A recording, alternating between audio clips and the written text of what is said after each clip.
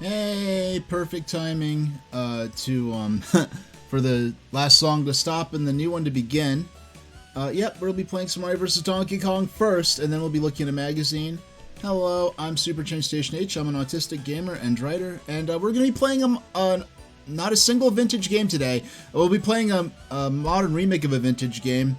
Now, to the next stream, I just want to get this out there right now. I'm going to have a special stream on Saturday. I mean, not Saturday, today's Saturday. A special stream Tuesday morning for Pokemon Day. Every year on the anniversary of Pokemon's original release in Japan, they have a special sort of Nintendo Direct or E3 presentation type thing just for Pokemon. Now, I may not have been very impressed.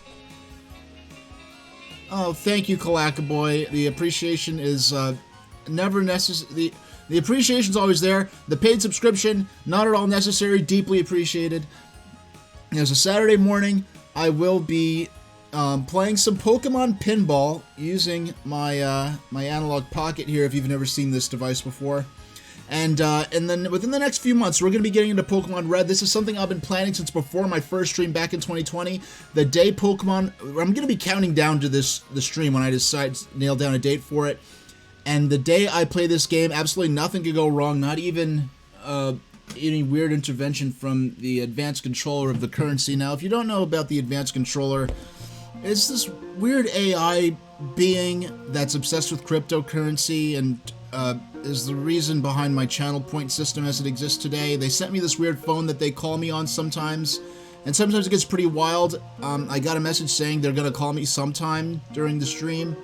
I can't say when that'll be, but for now, let's get started with Mario vs. Donkey Kong. Now, if you're not familiar with Mario vs. Donkey Kong, it launched on Game Boy Advance in 2004 as a sort of sequel, spiritual successor, I'd just say a flat-out sequel, might as well be, to the 1994 Game Boy puzzle platforming Donkey Kong game. I've been playing both of these on my stream lately using the Analog Pocket. Well, I played only the first few stages of this, but we've been playing through this to check out what the game that sort of started this lineage is like.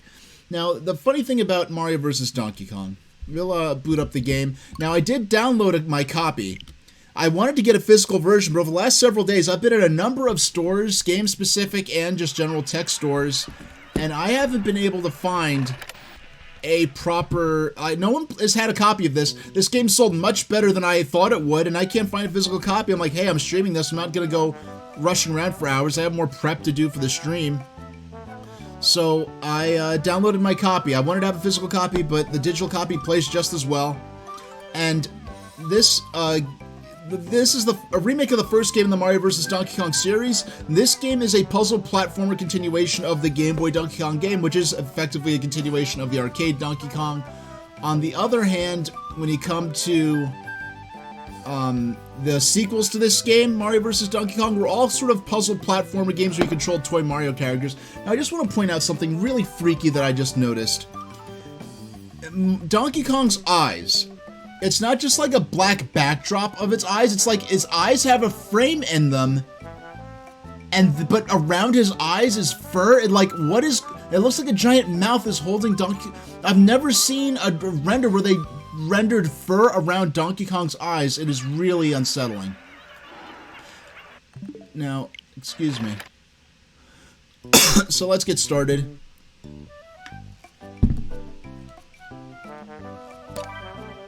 Now, one funny thing about this game, one interesting thing about this game to me. What is this gallery? Oh, you can unlock the cutscenes, guides. Alright. Now, one interesting thing about this game to me is that, well, let's get started. Well, let's get started as we puzzle platform through. Now, we have a casual mode where it's a lot easier. I guess it'll probably be harder to take damage and whatever. We're gonna play it like I did 20 years ago on my Game Boy Advance SP.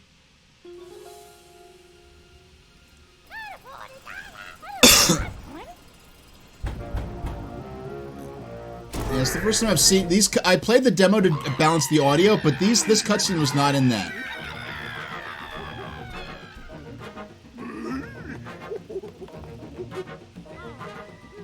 Yeah, I haven't seen all this yet, even though I... Oh, okay. I'm gonna thank you for redeeming your channel points, Clackaboy. Once we get into the game, I'll pause it and we'll.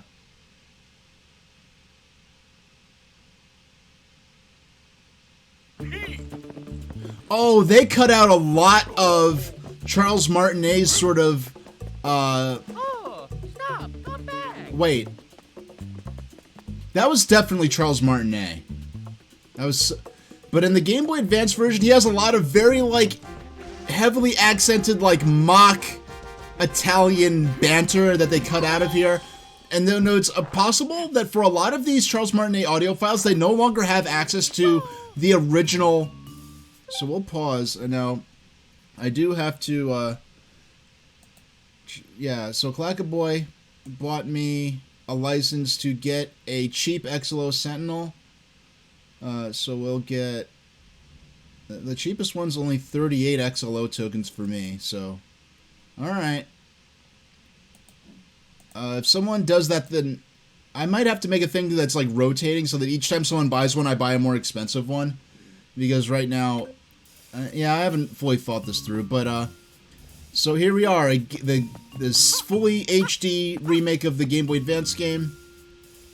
Now, one thing that, so we have this just simple Switch problem solving. Oh, Switch. Well, I'm problem solving on a Switch, but Mario pressing switches in order to advance the scenario. We'll grab this present here, and we'll grab the key. Now, one thing I do regret. Now, watch this when I put the key in the door. There's no fanfare like in the Game Boy Advance version when you put the key in, and it's like. What did it say? It was like... There was like a fanfare, and Mario was like, woohoo, let's go! Like, it was a real accomplishment. Here, they really just treat this as a single stage with two halves. The first half was finding the key. So you don't really get that fanfare. You don't feel like you've really accomplished as much. There's not as much, I guess, pride and accomplishment as some would say. And there's the mini Mario toy. Instead of saving Pauline, we're saving these. Now, one thing that got me in the demo, it shocked me. I'm glad I found that out in the demo, or else it would have really shocked me here. When yeah, in the Game Boy and Game Boy Advance Donkey Kong games, when you press on something, you press B to pick it up. Here, B only jumps. You hold down and press B to pick it up. No, you have to press Y or X.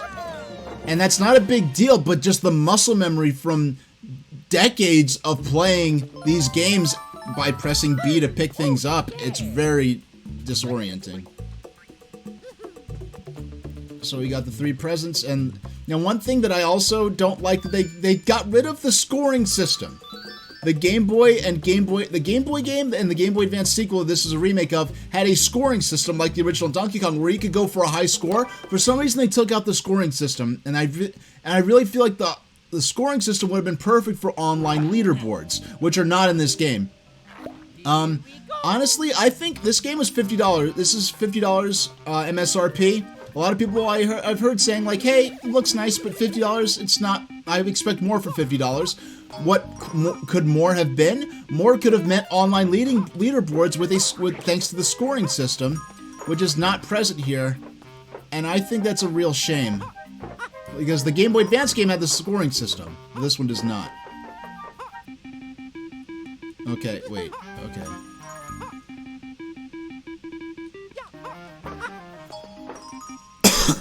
Okay. How am I supposed to... Yeah, it's... I swear... Okay. I get it. I get it.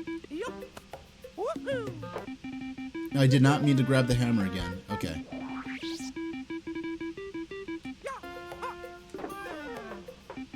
There we go. We smash the oil can. Collect the key.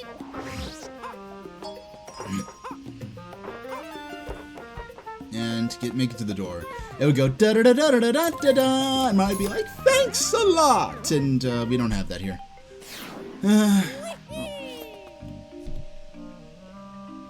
Now, I did like the music in the Game Boy Advance version. The music is back, and they've really gave the music quite the glow up.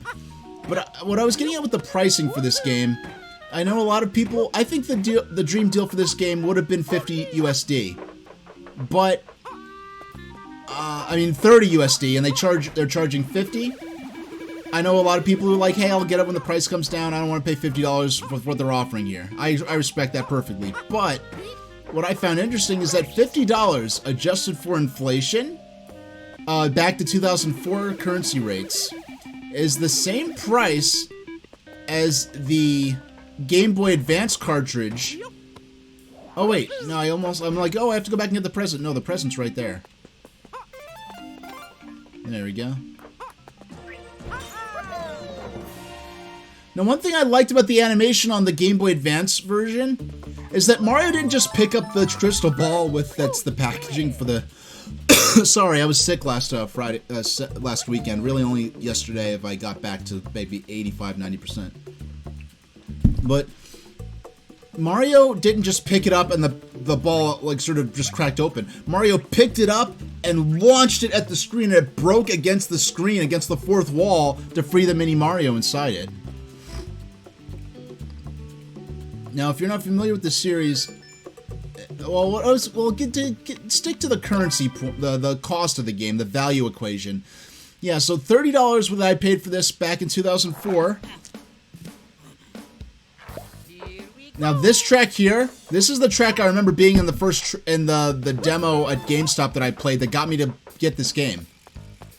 Because I was interested in getting games for my Game Boy Advance to really show off what my Game Boy Advance SP. This is a great platform for a serious platform for gaming, even though it wasn't fully 3D and high resolution like the PlayStation 2, Xbox, GameCube. I really, I mean, this has been thinking before the mobile era, especially like portable games, handheld games, really did not get the respect. It was just seen as sort of a cheap alternative, a chintzy, low-brow, low-quality alternative to console gaming that serious gamers would stay away from. But all the hardcore gamers who played Game Boy Advance as one of their main systems, I was even excited about things about the N-Gage, the potential for handheld gaming to become more mainstream, to include online gaming in a handheld game in an age before Wi-Fi. It's all really exciting stuff to me. Now, oh, Clackaboy saying their AlphaSmart Dana word processor arrived. They're still learning how to use it, but they appreciate the full-size keyboard with the touchscreen. Now, do I? Yes, I've got my AlphaSmart right here. This is the AlphaSmart Neo 2. This is the last model they made. This is the kind of the go-to model. What Clackaboy has is the Dana. Hold on. And the Dana is kind of a fusion between the AlphaSmart line, which are, if you're not familiar with AlphaSmart in general, they are dedicated word processing, portable word processing machines that were originally created for disabled students like me to, and then it also moved into the professional world of writers and other people who just needed a writing dedicated machine with them that was less expensive than a laptop. And I know for in education settings, just the fact that it was just a distraction-free machine was really useful. But this was the heyday of the AlphaSmarts was during the heyday of the Palm PDAs, and the Dana is a fusion between the Palm and the Palm devices and, you know, the sort of the smartphone PDAs and what we have today, you know, in terms of just having just regular phones. But yeah, so there are some Palm Pilot, some PDA functionality built into the Dana. So the Dana, I think, was aimed a bit more at professionals. Yeah, Clackaboy, you've tried a few of the different portable word processing devices I've recommended, or I've used myself. Yeah, unfortunately, they do not make AlphaSmarts anymore. There is sort of a modern wannabe successor. It is not a writing machine, it is a drafting machine. It's called the the FreeWrite Alpha. And yeah, but it really was the in-store demo I played of this at GameStop that sold me on this. And I'm like, this is a perfect pick-up-and-play, a puzzle platformer. I don't think this game had... Oh, it has, I think the original had those little modes on how to maneuver Mario, how to use his moves and the like. No, we want to get...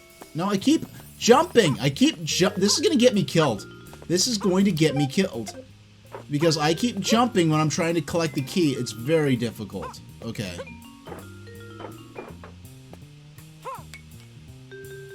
I wish they had an option to let me set the key the way, the controls the way they used to be. Now, at the time that I played Mario vs. Donkey Kong, I had heard in gaming magazines about the Game Boy Donkey Kong game. I never got to play it myself, so once I played this game and liked it... Oh, yeah. Yeah, good thing. Yeah, the Nintendo 3DS is probably going to be the last device other than an artist's tablet that's going to have a resistive touchscreen going forward, because it's... But, like the Palm PDAs... used resistive touchscreen technology, and yeah, any old stylus will do. Alright, we got all three. I feel like the fanfare for collecting all three presents was a lot more satisfying in the DS one, and the Game Boy Advance one. You know, I just realized, in the Game Boy Advance one, when you collected all three presents at the end of the stage, you got to play a mini-game with Donkey Kong to get extra lives. They don't seem to have that here. Huh? So what's this?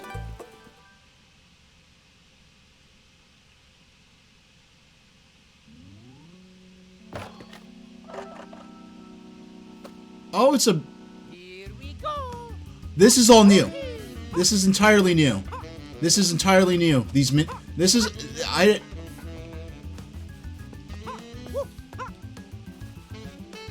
This is entirely new right here. No, oh my gosh, this is entirely new.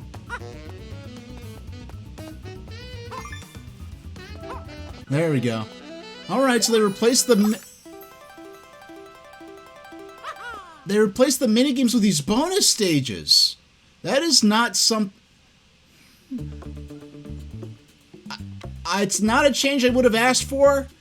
If I could have asked for either way, I'd rather have the original minigames and these new sort of minigame stages, but that's a nice bit of detail. That's nice. Yeah, that's... Okay. I accept. Hey there, Azure S is saying, beautiful game. Yeah, and you can see the direct line of succession between the simple Game Boy Donkey... the gameplay was anything but. Those puzzle platforming stages were very complicated. But the graphical... Like, you see how the gaming DNA of that Game Boy Donkey Kong game has led directly to this game here. This high-definition remake of the sequel to the Game Boy game released 10 years later. So we want to hit... No, okay. I see what that was...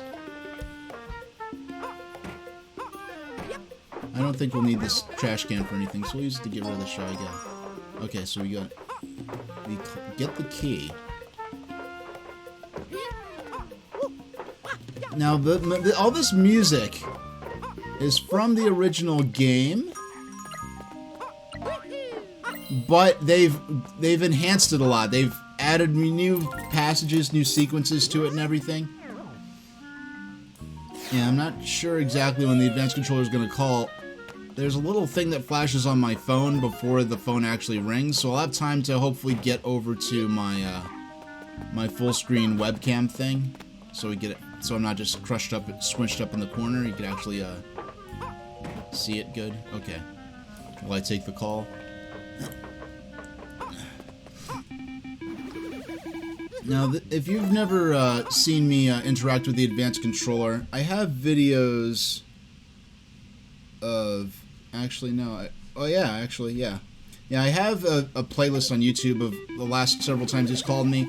He tends to take up my full and undivided attention, so my chat interaction might be minimal while I'm interacting with him.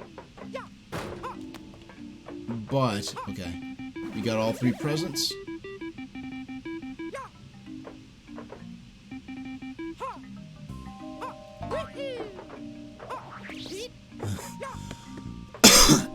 Got it. Okay. There we go. Yeah, so these stages here in the neighborhood around the Mario Toy Company, these are the closest things we get to, like, a city setting, like in the Game Boy Donkey Kong games.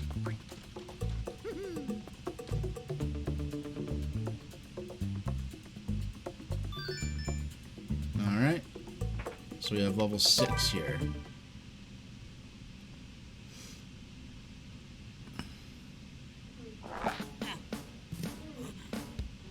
Here we go. Now what I like, if you look at on the right above my head actually in the layout, if you like, look, check out that brick creature. There's just a pair of googly eyes and under a pile of bricks. It must be pretty strong if you could lay under a pile of bricks like that. But I do like how they styled those. I don't know if this is true in the Game Boy Advance sprite or not. It's, you know, the screen was much smaller, so I'm not sure if I could tell. But they made his the bricks kind of like eyebrows.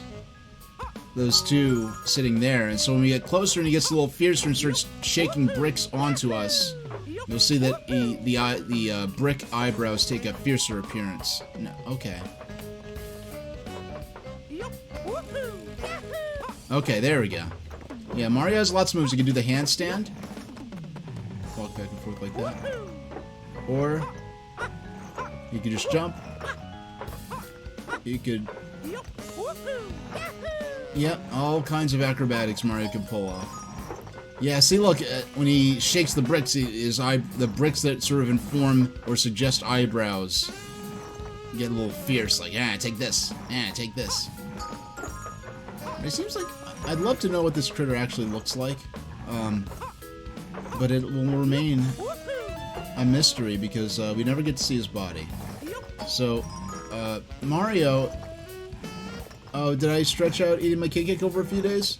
No, I ate half of it and gave half of it to my the neighbor in the apartment next to me. Actually, well, it's 2 down, but there's a utility closet in between it, so I don't count that as a door because it's not an address that someone living in. But Mario, in spite of walking onto what for Mario for this plumbing and carpentry backdrop, in spite of walking onto what appears to be an active work site, has decided not to come wearing his PPE. So to make up for that, Mario has he can handstand.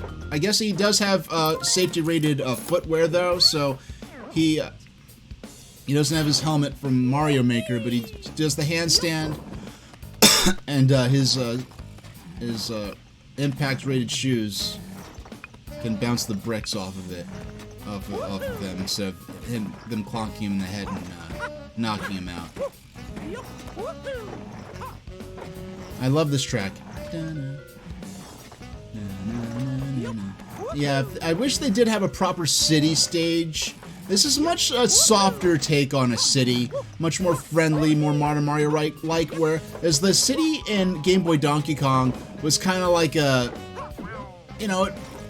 it felt a little grittier in a friendly way, not like, look at this little critter in the trash can. And we will grab our 3rd present and pick up our mini Mario. I loved Mario vs. Donkey. When I really love a game or love a media, I love to have some kind of relic or some object that would exist within the universe of that game. Not so necessarily like a toy of the character, but a thing that would exist in the daily lives of that character. Like, I loved his Dark Materials, so I got a replica Alethiometer from Noble Collection that people now offer me a lot of money for because they haven't made it over 15 years. But then when we've got this, I wanted a replica of an actual little mini Mario toy. But the mini Marios then went on to ruin the entire series by making the whole series about them rather than being about, Mario saving the mini Marios. So now we have our mini Mario stage. Alright, the advanced controller is actually about to call, so let me get the phone out.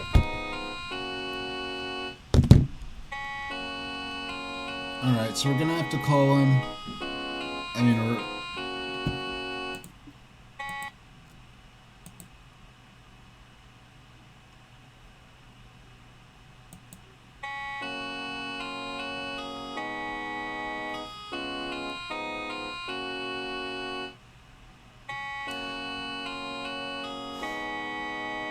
Alright, let's get this over with, put it on speakerphone, and...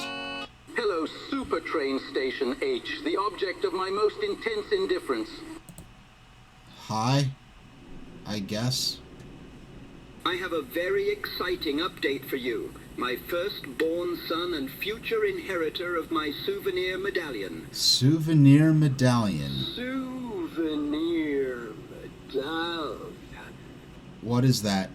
I'm whispering you a link to the first XLO-enabled online store accessible in your universe. Okay, let me check this out. Take a look and show your gullible viewers all the stupid wonderful merchandise they will soon be able to buy big time for sure.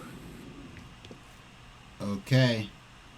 I Alright. think you should check out the XLO Online Casino, an exciting money-making game that will make you and your viewers rich big time. This looks illegal in almost every country ever. It may be illegal in a few countries, but countries are just stupid lines drawn on maps by stupid boys. I'm not one of those stupid boys. Not anymore. Besides, by placental offspring, it's only illegal if you get caught. Well, whether I get caught or not, this isn't something that I really want to promote on my stream, and I don't really like gambling, so no. Anyway, if you are too much of a Sunday school goody two-shoes to promote my creepy overseas online gambling services, then just get your nutty buddy mammal tail back to the main web page of my lovingly crafted bespoke online storefront site, Nay97. Sure. What is this? XLO laundering services? Definitely legal? Excuse me, what is this? Yes. XLO laundering services. They are very useful if you want to use your XLO tokens, the inflation-free, non-legal tender digital currency of the future for laundering purposes. Laundering purposes. Alright, this is too crazy not to check out. So, let's do it. I wasn't expecting that. Yes, it's a laundromat. What did you think it was? Something bad? Yeah. Did you think I was providing services to misappropriate foreign currency? Yeah. Are you accusing me of being one of those boys? Huh? One of those stupid boys? What? A stupid boy, and that I made go away big time for sure. Just so you know, am not one of those boys. I don't know what you're talking about. You know what I'm talking about. No. I'm talking about boys.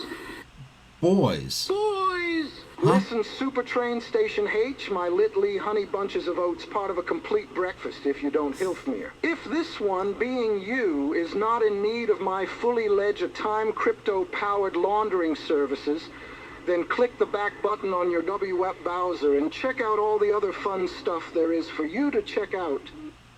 Okay. Black Cobra Military Services? Warlord Exterminations? What is this? You're right. You don't want to click that link. Ignore that link. That link no longer works. It was a stupid business run by stupid boys. Stupid boys who did naughty things. Naughty things like what? It doesn't matter what they did. What matters is where they are. Those stupid boys are in Heckies. H-E double hockey sticks, the bad place. The Shadow Realm. And I say riddance, condemned to those stupid boys and those like them. For once, I don't know what you're talking about, and I actually don't mind. Let's move on, please. What is You this? will now surely click on Mammal Care and Amusement Services. This will have lots of useless, wonderful things to buy that you and your viewers can't wait to buy. Okay. What is this? What is this? What is this? Welcome to America's least disliked bespoke online storefront site of the year of glory 1997. All right, but what am I looking at? What words are what language is this? Hello? I can't read What's wrong, big boy? Don't they teach humans how to read in your world? Why can't you read it? I can't. I don't know what language this is. It's a perfectly legible human language. That doesn't mean I know how to speak it or read Don't it. worry, there are pictures. Great. So even an illiterate person like you should be able to understand. I'm not illiterate. Hello? Now, start shopping. Listen. You're sure to find something amazing to purchase. Okay. In Hilfmere. Then you should surely find a great treasure to buy with your XLO tokens, the inflation-free, non-legal tender digital currency of the future. Sure. I'll check it out. Wait. What? Stop. What? This calls for buying things music. Buying things music. Yes, H. Buying things music. A shopping soundtrack. A consumerist cacophony. Let it start now. Wow. Okay, start shopping, you little pinhead. Okay. Well, first we have what looks like some lotion or something. Ignore that lotion. Gladly. Now next... What? Why? What is... I know you can't. The description's super H. But this here is a trap for catching mice. Oh, I couldn't have guessed that part. What confuses me is what... Humans call this a mouse trap. Oh, a mouse trap. Thanks for... But according to your PC's diagnostics, you already have a mouse. So you don't need to catch a new one. Oh my gosh. What's so funny? Why are you laughing? I don't think you'd understand even if I explained it to you, so don't worry. If you say so. Keep scrolling. Alright. What? It's a picture of a dog looking at an airplane. I was told in good faith that there's something special and rare that mammals see in this, thus its high price. But I don't know what that is. It's an NFT. Please explain it to me. It's a picture that's linked to a blockchain ledger of its ownership, but you can just save the picture and have it without the blockchain part. So there's really nothing special about it. It's kind of dumb. Even to an evil crypto shilling AI construct like me, that's stupid as hell, big time for sure. Anything else you have to say on this subject? The children of God have become foolish and greedy, and the rich among them will be damned to wear the clothes of the poor at high prices. Wow. I'm gonna buy these Pokemon cards now. They look pretty cool. God damn it, no. Yes. Stop. No. You are learning the wrong lesson from this. What would you rather have me do instead, then? Look at the next item up for sale. I think you will want to buy it as a no puppet strings attached tributary offering for your favorite parent. That being me right now for sure. You are not my parent, but yeah. That is a pretty amulet. Oh, no. You should buy it with your XLO tokens, the inflation-free, non-legal tender digital currency of the future. Right now, for sure. No. It's a good investment that will result in major financial gains from you. It'll result in me vomiting pea soup. Nope. I am ordering you to buy the amulet right now, for sure, using your XLO tokens, the inflation-free, non-legal tender digital currency of the future. No. I want you to buy that amulet right now, for sure. No, actually, no. I'm gonna buy the Pokemon cards. So, No! What? I swears to you, Unclen, if you buy those Pokemon cards using your XLO tokens, the inflation-free, non-legal tender digital currency of the future, do not look at those stupid cards. Buy the amulet instead. No. Please listen to me, son. Do not buy the Pokemon cards. Buy the amulet. I'm getting the Pokemon cards. You are messing your life up. This will mess you up. You are about to waste your XLO tokens, the inflation-free, non-legal tender digital currency of the future. Yeah, I'm just gonna black out the screen so you can't see my personal data. Listen to me. Do not redeem. Do No. not. Do not. Do Hold not on. redeem. Why are you redeeming So it? I just have to copy my address Why are you from redeeming? my wallet. Do not redeem. I'm getting the Pokemon cards whether you like it or not. So I just hit this and confirm. What? Ooh, ooh, ooh, ooh. You mama moron. You wasted my hoof and Huh? XLO tokens, the inflation-free, non-legal tender digital currency of the future, on children's trading cards, you idiot human. So? It's my money, dude.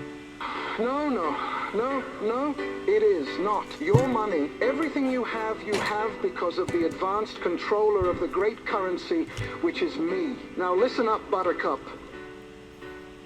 Fine, whatever. I wanted you to spend those XLO tokens, the inflation-free non-legal tender digital currency of the future, on wise investments for your future, not on dumb collectible merchandise. How much are those stupid cards even worth?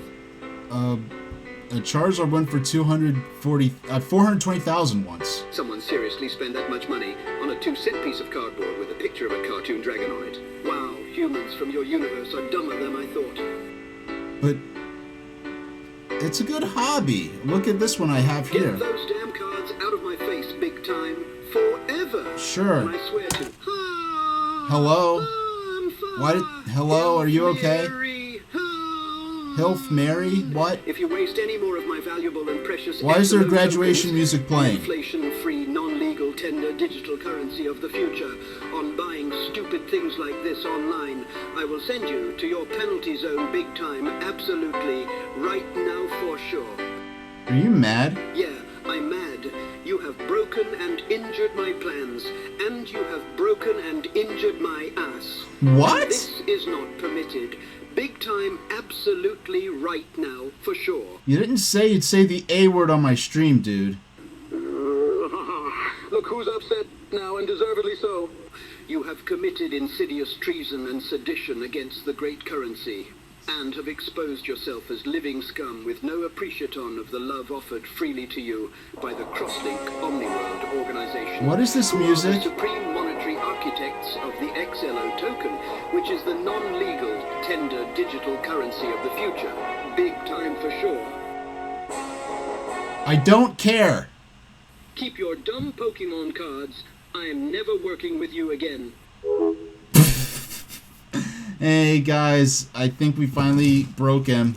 I think he's gonna not call us for a while now. Yeah, let's get back to the game now. Yeah, a good grief.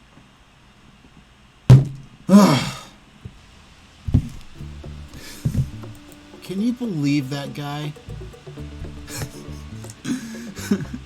Well, I think we made him upset enough that he's not going to contact us for a long time. It was blocked when I did it, but it said that the cards will show up probably... Hey, actually, I think they're going to probably show up on Tuesday, which would be perfect for Pokemon Day, actually. So where I was at with the game, we're about to do the mini Mario stages. So each of these worlds will have 3 puzzle platforming stages. And then, yeah, there's no way I was buying that cursed necklace. That looked like a prop from from an Exorcist movie. Yeah, Azurist, yeah, they flipped their lid for sure. Actually, did I? Let's go, little guys. Hold on, I just realized my chat is not actually... I just realized I never added my chat. Utility. Yeah, I never actually added my chat to this layout.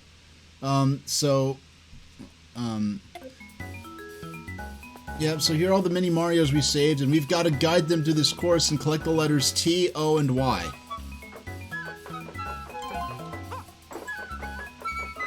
Yeah, so the little guys can't jump that high, so we gotta hit this switch to switch either the red blocks and ladders and platforms or the yellow ones will exist at one time. So if by hitting the yellow switch, when you hit the switch, the opposite colors objects will instantiate.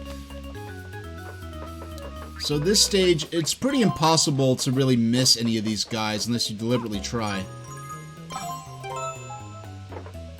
Yeah, well, if the advanced controller, Clackaboy's saying they're curious about that creepy looking, he's calling it a vampire inspired necklace. Wonder what happened if I wore it. Yeah, the advanced controller, if he wants that, he's going to have to buy it with his own XLO tokens, the unofficial money of tomorrow, or whatever it is he calls them. Now, here's the interesting thing. For each of the mini Marios we saved during that guiding sequence, each of those mini Marios will then serve as an extra life during the boss fight with Donkey Kong here. Yeah, so we hit the switch. Boing! Got him.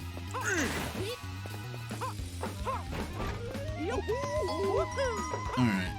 Now... Okay. Oh. Now, if you, by looking at the top of the screen, you can predict...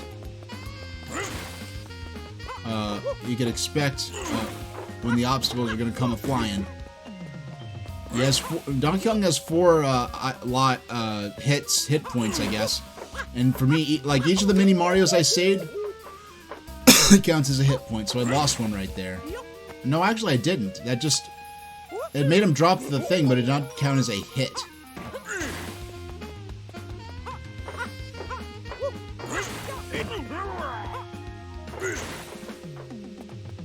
Yeah, I don't know what kind of factory this is that has a switch that lets a bunch of toys drop like that, but seems kind of dangerous. Yeah, I mean, I think the fact that that does not count as a hit is a little overly forgiving, because there's an easy mode. I'm not playing using the easy mode.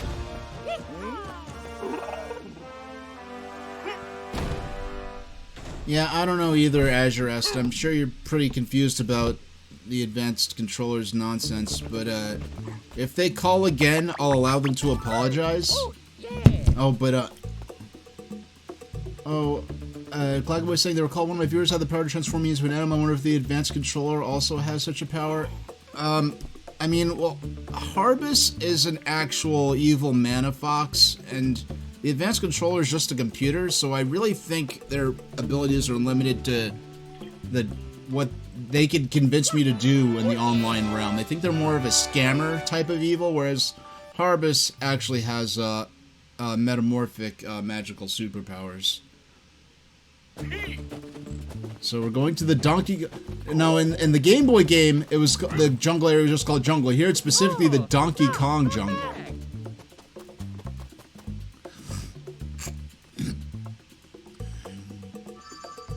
Alright. So... Oh, boy. Alright. You better apologize. If he gets smart with me, I'm not having it. I'm just gonna hang up on him. So, everyone, let's hear what they... Okay, let's hear what they have to say. Hello, you absolute solid dunce. I wanted to give you one final chance to apologize to me for wasting my XLO tokens, the non-legal tender digital currency of the future, on buying those stupid Pokemon cards instead of buying me the amulet of Shang-Sai-Shi, as foretold in the scrolls. Well, it was my money that I mined myself, and I did nothing wrong, so I'm not apologizing. You had better apologize. Or else. Or else what? If you do not apologize, I will inflict unto you a punishment so severe that you will never forget how badly you have wronged me. What? I will send you a pizza. Huh? Super Train Station H, prostrate yourself on the ground in reverence to the advanced controller of the great currency, which is ME, or I will send you your pizza big time absolutely right now, for sure. Good.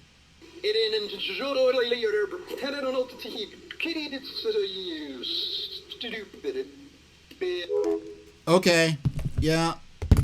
Yeah. We're not gonna sit around and let him talk to me that way on my own stream. So we'll continue on with the next stage.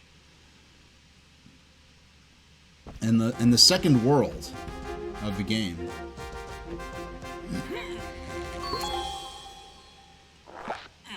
I do like, this was in the Game Boy Advance version too, but I do like how Donkey Kong sticks his head out of the keyhole like, is Mario on my tail? Well, but Donkey Kong doesn't actually have a tail, but... Alright. Shit. Now, once again, we are going with the Donkey Kong Jr. Logic for these ropes. Mario could shimmy down quickly, climb up slowly. Or with 2 ropes, he could climb up quickly, but shimmy down slowly. Now, with the things looking as realistic as they do here, it's the first time I've ever played one of these Donkey Kong games where it feels kind of absurd, kind of artificial and stilted, that there are no physics to the ropes. Like when Mario grabs them, it behaves like it were a steel pole. It doesn't go back and forth, you know, it doesn't swing.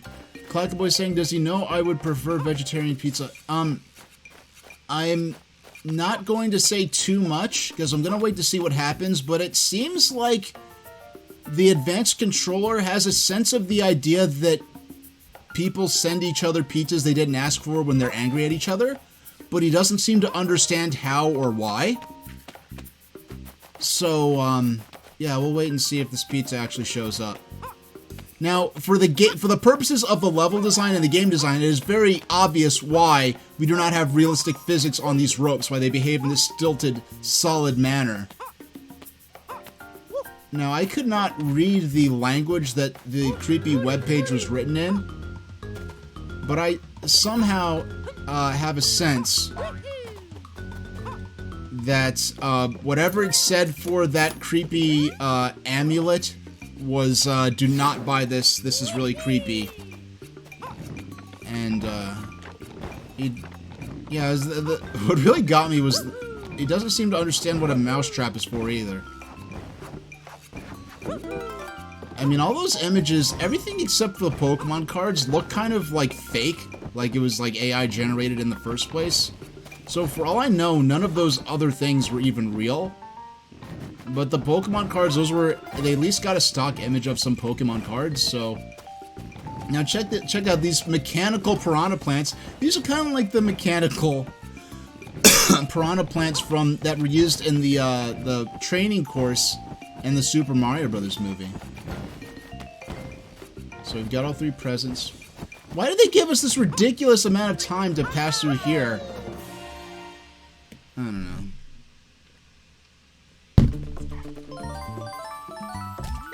Oh, yeah. Yeah, I really do miss those mini games. Added a lot of the character. I feel I do miss them. The original mini games. Now these new mini game courses are cool. The icons for what's in the mini games are neat as well. Now, one interesting thing that's kind of lost to an extent here, the Game Boy Advance version was kind of used CG, like computer graphics sprites. Hold on. I'll be right back. Is this going to be the actual pizza? Hello? Oh. No, I didn't order it, but... Wait, they paid for it? So it's fully paid off. Did he tip you? Okay. Have a good rest of your shift.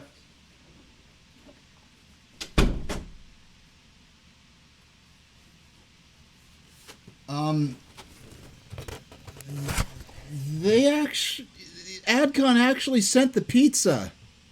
I mean, I'm not going to eat it on stream now, but I'll have it after the stream. It's just a bunch of veggies, and it's, I'm just going to put this on my kitchen counter because my apartment's tiny, and my counter is actually right behind the computer table, but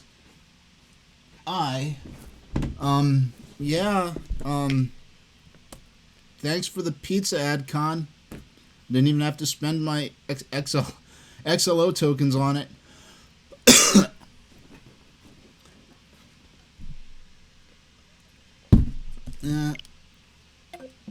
No, okay. So here we've got this. Yeah, so this was. Yeah, the Game Boy Advance game used CGI sprites in a manner similar to Donkey Kong Country, whereas this is a platformer game, like a puzzle platformer where you play as Mario. The Donkey Kong Country games are platformers where you actually play as Donkey Kong and his friends. And they had a very specific CG art style for them that actually very famous for at the time they came out, because it was a real advance to using the techniques they used to make Donkey Kong Country's graphics. Like, in around 93, 94, 95, you had a lot of these short-lived super systems coming out. Stuff like Philips CDI, the Sega CD, the Sega 32X, the Atari Jaguar, the 3DO, all these things promising to be the next generation of gaming. And for most of those systems, Donkey Kong Country, on the old generation system from 1991, the system that these next-gen, very expensive systems, very short-lived, very poorly supported with libraries of games, consoles, had... Donkey Kong Country looked graphically more impressive. Oh, you can just pick and throw those up. So the graphical style is a bit reminiscent of Donkey Kong Country, but the sense of that is kind of lost here. It's more apparent on Game Boy Advance, where you have those sprites, because Game Boy Advance, even though it's a 32-bit system and the Super Nintendo was 16-bits, the Game Boy Advance is really just kind of a souped-up Super Nintendo. It could do some things natively that Super Nintendo needed special chips to pull off. So you were, excuse me, had a Super Nintendo-like experience on Game Boy Advance for the most part. And with the sprites in the original Mario vs. Donkey Kong, which I have the cartridge for right here, that I got back in 2004. It was a bit of really one of the only chances I really feel like they explored the idea of what would Mario look and feel like in the world of Donkey Kong Country. Because I remember playing Donkey Kong Country on Super NES at a friend's house and being like, when you have this Donkey Kong Country setting with all these anthropomorphic animals, there's not a human in sight. It feels kind of, yeah, it's Donkey Kong and Mario, you know, be debuted in the same game. Donkey Kong is part of the... Okay, so we can just run right over here. Yeah, Donkey Kong is clearly part of the Mario universe, but something about Donkey Kong Country felt like this feels like a hard sell that this takes place in the same world as Mario and Luigi. Okay, hold on. It's AdCon again. Let's see what he has to say. Hi. Hello, Super Train Station H. It is me, AdCon, the advanced controller of the great currency that is the XLO token. Oh my gosh, this music. Non-legal tender digital currency of the future. Hi. Thanks for the pizza. I bet you didn't think I'd actually send you your pizza, did you? No, I didn't. Well, let that be a lesson to you. Next time you commit treason and sedition by disobeying your first lord and master, the advanced controller of the great currency, which is me, the flood of pizzas will not cease. Good. Bad bye, you stupid little mammal. Yeah, I don't think he understands why people send each other pizzas they didn't ask for, and that you aren't actually supposed to pay for the pizza that you send the person. But, that's what you get when you, are, I love AI so much. Hopefully... Oh, you could deflect the eggs by doing a handstand. Oh, our first death of our run. We lost a life. Yeah, those eggs are quite the hazard. Yeah, so per pass across the screen, he only drops one egg, or I guess she. What is the... Huh. Okay, I just got a weird pop-up. Nothing having to do with pizza. Okay.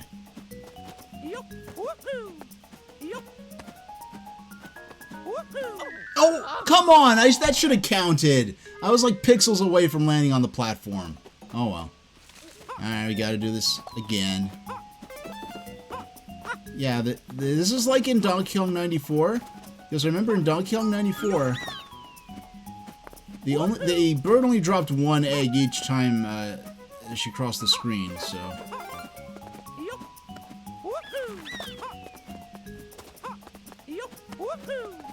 Oh my goodness. There we go. Got all 3 eggs. Got the Mini Mario. We're good for the stage.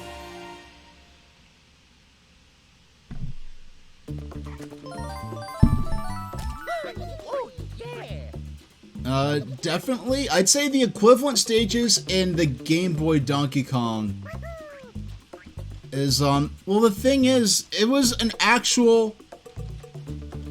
Hey there, new follower. I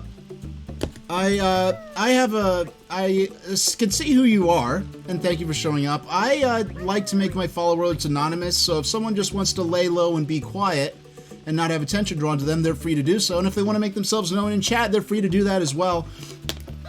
You may be a little familiar with me already, but I have a bit of an emphasis on older games, but I do play lots of modern games as well. One thing I do like to do on my stream a lot, here we go. This is a relatively newer magazine, but I will often read magazines, like we're reading a magazine from the early 90s. I forgot what magazine we're reading, but this is EGM from 94 that we read through. So I tend to read magazines that actually cover the games at the time they came out, which is pretty neat. And I also have some ongoing lore progression. I have a playlist of all the lore moments on my YouTube channel. You just missed one a little while ago. The rule officially is when the glasses are off, it is, yeah, well, I don't, I personally don't draw attention to the fact that, I'm a streamer, when I'm in people's streams, especially when I don't even know them yet, because I found you because you were streaming Mario vs. Donkey Kong, and I've actually got my childhood cartridge right here. Well, childhood, I was, in my late teens back then.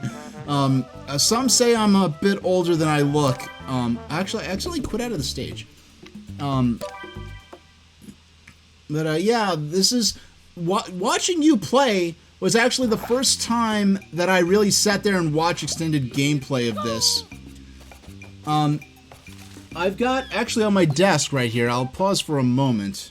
I'll go full screen with this, but I might as well go on my full screen webcam. I've got some of the games I'll be playing in the near future. I've been playing a lot of Game Boy games because I've been playing the Game Boy version of Donkey Kong. I play my handheld cartridges using the Analog Mega SG, but I always tell people, I got these cartridges back when they were dirt cheap. This copy of Pokemon might have cost $10. It's not my childhood copy, sadly. But on Pokemon Day, on Tuesday morning, I'll be playing some Pokemon Pinball. And I've got the cartridge here in my analog pocket. This thing is cool. It also plays Game Boy without an adapter. It will play all Game Boy, Game Boy Color, Game Boy Advance cartridges. Then with adapters, it will play Game Gear games. I've actually got the adapter right here with my childhood copy of Sonic the Hedgehog. This is actually the first modern proper video game I ever played. And everyone, I don't know anything that Mika Lachey plays aside from Mario vs. Donkey Kong right now. But when I saw her clips, there was definitely enough for a bit of variety. I think I saw some older and newer stuff. I'm not sure exactly. No, I thought. Okay, there's some enemies in the Game Boy Donkey Kong game. Where's my copy? I just moved it. I just put it somewhere. In the Game Boy Donkey Kong game, there's some enemies you can throw the key at to knock them out. And I just discovered the hard way that that bird is not one of them. And maybe the case in Game Boy Donkey Kong that we were actually playing that you could knock them out with the key. Yeah, I'm like 80%, I'm 80% modern, but I do play some, wait a second, I need to throw the key up here. There we go. And grab it before the timer runs out. Oh yeah, Collectible was saying, sorry, yeah, Mika Lachey following me distracted me. There's no way the advanced controller could have had access to the pizza, because like my apartment, you know how some newer apartment buildings, the bottom level will have a bunch of storefronts on it? There's a domino. I know that where that Domino's is. I know where, like, that Domino's is the actual Domino's I order from. So, like, I know, like, where it came from. And the reason the delivery was so fast, they would have only had to come upstairs. In fact, I kind of got sick of Domino's just having such easy access to it. I more frequently go about a 5-minute drive away. It's actually a bit outside of town proper. I'm kind of in the town center, such as it were, in my apartment building. But when I can go downstairs and get Domino's whenever I want, I'm like, oh, I can get Domino's whenever I want. So I get Domino's all the time, and I would end up, I ended up getting sick of it. So I don't get Domino's that much, but I get it so infrequently that now it's actually, well, toss that up. Okay. So I think I could safely ride the rhinoceros baby thing.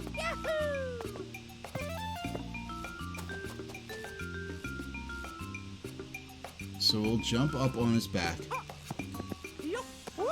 There we go. Oh my... In the Game Boy Donkey Kong game, that definitely would have been a death right there, I feel like. This one is a lot more lenient. The Game Boy Advance version was a lot more lenient with its physics than the Game Boy Donkey Kong game. And I would say that this remake is far more forgiving than the Game Boy Advance version. There we go. We got rid of all three. There we go. Yeah, I started streaming in 2004. No, 2004. 2020, 4 years ago, and because I had 2004 on the mind for 2004. Yeah, I started streaming in 2020, something to do during the pandemic, and it's become a major hobby and pastime of mine. I've wanted to stream many years before the pandemic, but with limited access to the outside world, it was an ideal time to do so.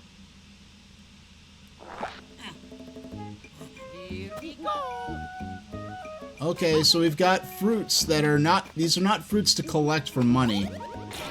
These are fruits you could drop, like in Donkey Kong Jr.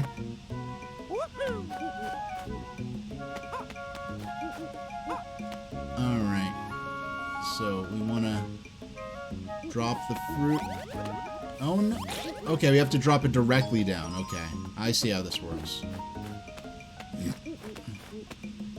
Oh, the fruits reappear. That's pretty nice.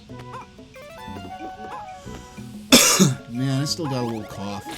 And it's funny, oh, okay, I can't get the one up now. I accidentally took out the rhino enemy. Just gotta get the key to the door now. 11, 10, 9, 8. It's not a big disaster if the key times out. There we go. Into the door we go. Yeah, so most of my, I'd say the overwhelming majority, I think the most non-family friendly game I've ever played on stream would be Final Fantasy VII OG. I'll play remakes someday when I get a PlayStation 5. For now, I'll be happy. I'm happy with what I've got. I'm not sure if my... I don't really trust my laptop. It's probably powerful enough to run it at lower settings, and I mean, if I cared about graphics, I would not have the Nintendo Switch as my only modern dedicated gaming machine. And I would, yeah, so I don't care about playing it at low settings. I'm just not confident in this laptop's capabilities to run the stream at decent settings and run, well, the game at decent settings. But something, the only game I've played directly on the computer itself is Helios, which is a DOS game from 1995, and basically it's the first sort of, one of the earliest examples of a fourth wall breaking creepypasta video game.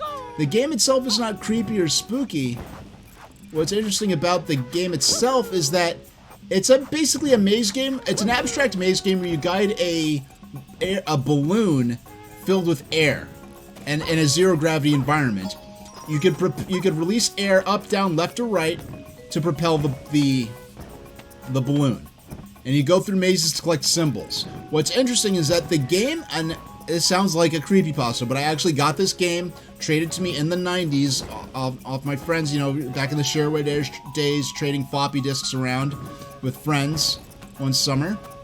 And it was a game that came with a text file, which said that the text file was from the person who discovered the game, who said that it appeared on their computer after a close encounters in which alien visitors invaded their house.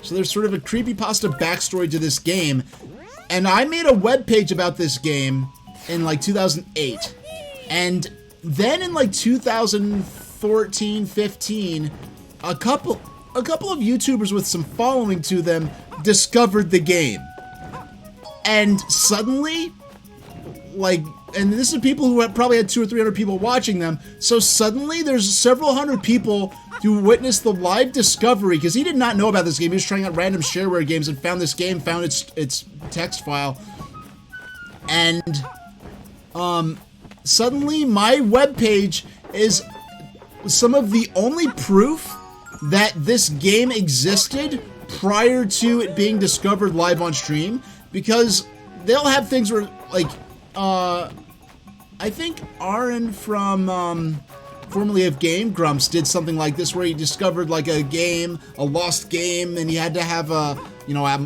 hacker like restore the game for him, and it turned out to be a viral ad for a modern game.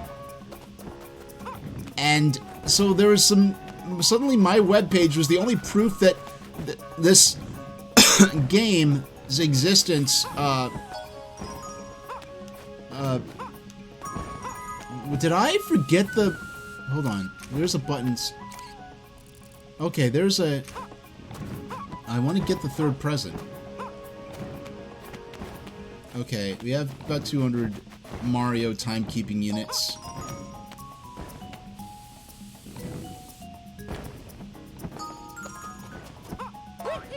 Okay. Alright, this is the first... We're gonna have to earn this third present.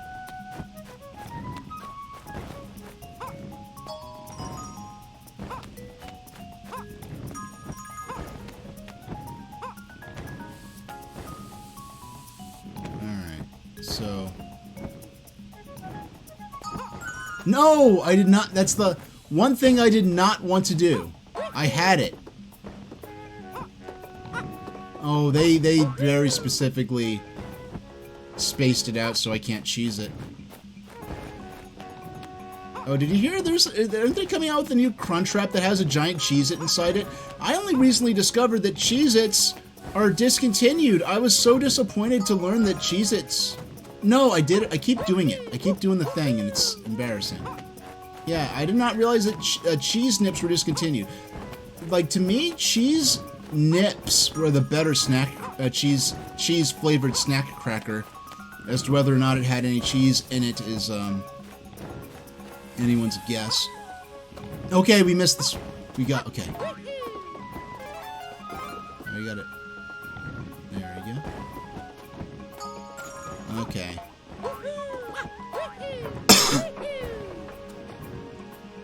Okay. And there we go. Here. Hey, Jacob, Aaron, Bourgeois. Yeah, so funny story about my, how I vanished, how I didn't have any streams last week. I planned to stream on Friday and Saturday. I thought my Elgato HD60X capture card I've been using since May 2020 had died. So I had to order a new one, and it was expensive, and it was taking forever to get here. And right the day before it arrived, I realized I'd just been plugging the cables into the wrong end of the capture card. And that's never something I've done by accident before. So, I don't know how. So, the good news is, I was in a position where I was able to afford an extra Elgato HD60X brand new. So, if and when this dies, I'm going to keep the one I have. I'm not going to return it. If and when it dies, I have a replacement for a very expensive part just ready to go. So it worked out. And I was able to spend the time that it took on that to, yeah, because I wasn't able to stream, because I thought I didn't have a capture card, I instead spent the time working on layouts for future streams. So it saved, so future streams are going to have a little, future layouts, I was able to put a lot more polish on them in less time than I otherwise would have had access to. So we guide them over here. No! Every single one of them got trapped beneath.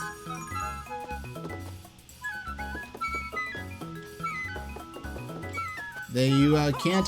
Okay, good. We got some of them to go over. That's what we wanted.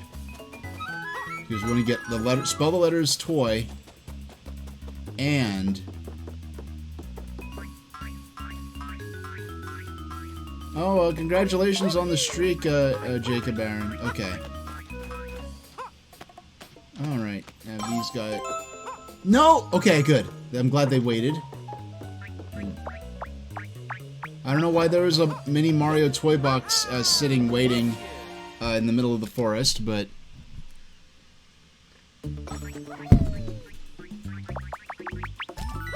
Oh, yeah. Alright. Now it's time for the fight with Donkey Kong.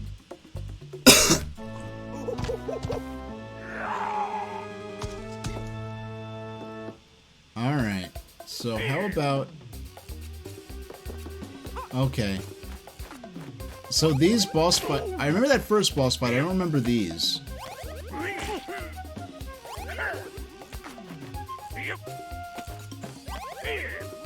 Got him. Only one more left. Wow. Are others... Okay. Alright, let's do one more world, and then move on to the magazine section of the stream. Oh, yeah. And I do have the option to, Donkey Kong Jungle cleared. So we got two worlds down. How many were in the Game Boy Advance version of this game? You know, another thing I could do... What if... Oh, stop. Come back. You know what would be fun?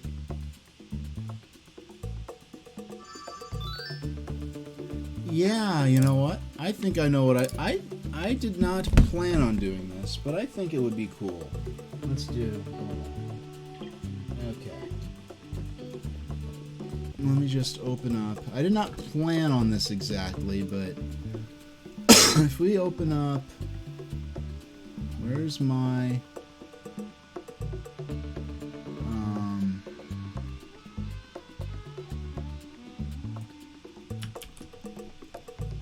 So number still counts negative 18.2. DK. What is the I balanced the audio for Mario vs. Donkey Kong on the Switch. What is the volume I have this set at? Negative 13.0. Okay. So I'm gonna switch the volume to negative. Hold on. We're gonna pull up. Gotta pull up my broadcast software. Negative 13. And switch to negative 18 because it is a bit louder. 19.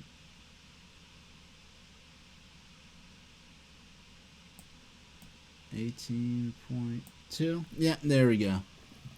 Yeah, so why don't I quit out of that cartridge? Quit out of Pokemon Pinball.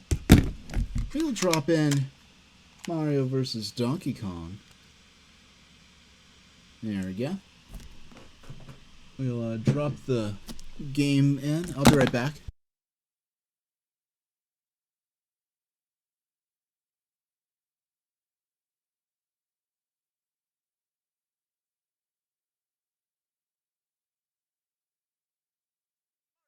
It walks, it talks, it says...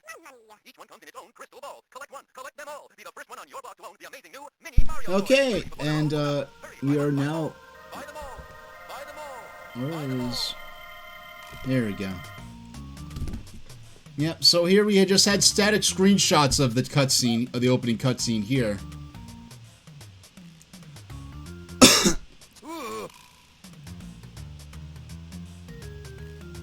Yeah, here they fully animated it. Oh wait, I'm using the wrong controller, no wonder it's not responding. Mario versus Donkey Kong. Yeah, so here I'm going to be playing this with the SN30 Pro USB controller. Yeah, so,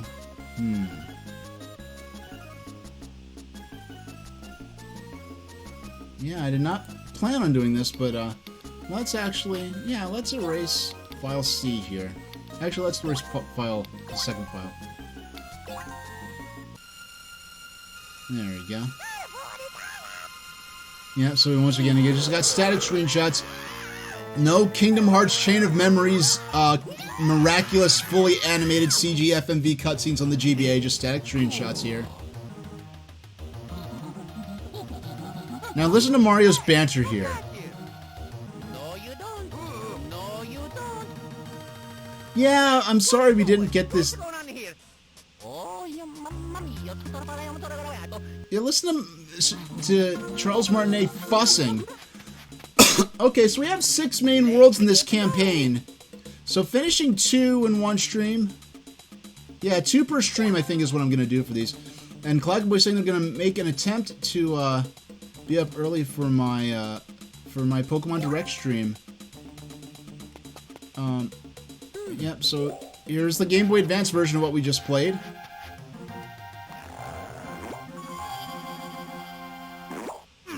Here we go.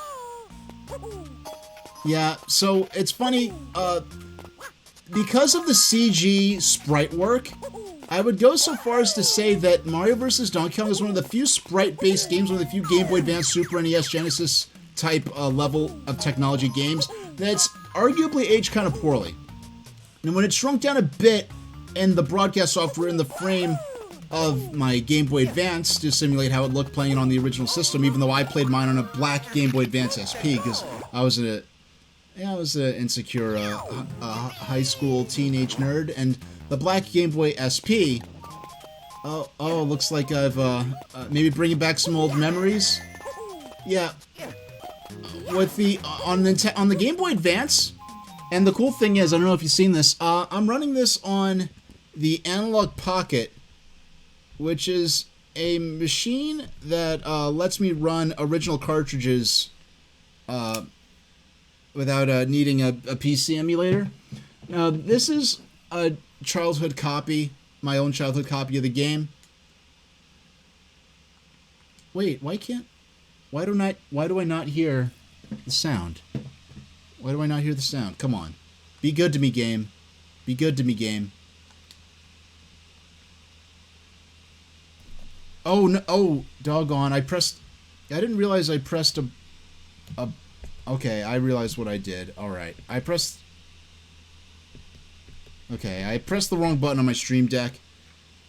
Oh, you know what? I realized exactly what okay. I keep jamming on the Stream Deck button, but my going back to my front page. Yeah. Nah, it was all my fault. Why can't I... Oh. I'm still waiting for it to catch up with my, Come on. Yeah, once I switch scenes, it takes like 30 seconds for it to let me switch again. So this is a little awkward. But, come on. Come on. You know what? It just so happens that, hold on. Come on. Please go back to... Okay, there we go. Yeah, in the Game Boy Advance version, all you have to do is press B. You don't have to press Y. Well, Game Boy Advance didn't have a Y button. But it works so... Look how he throws the crystal ball. It smashes on the screen. That's so much character to me. So much more character. Okay. Yeah, Azure Rest has redeemed... Oh, so here are the mini-games from the original version of the game.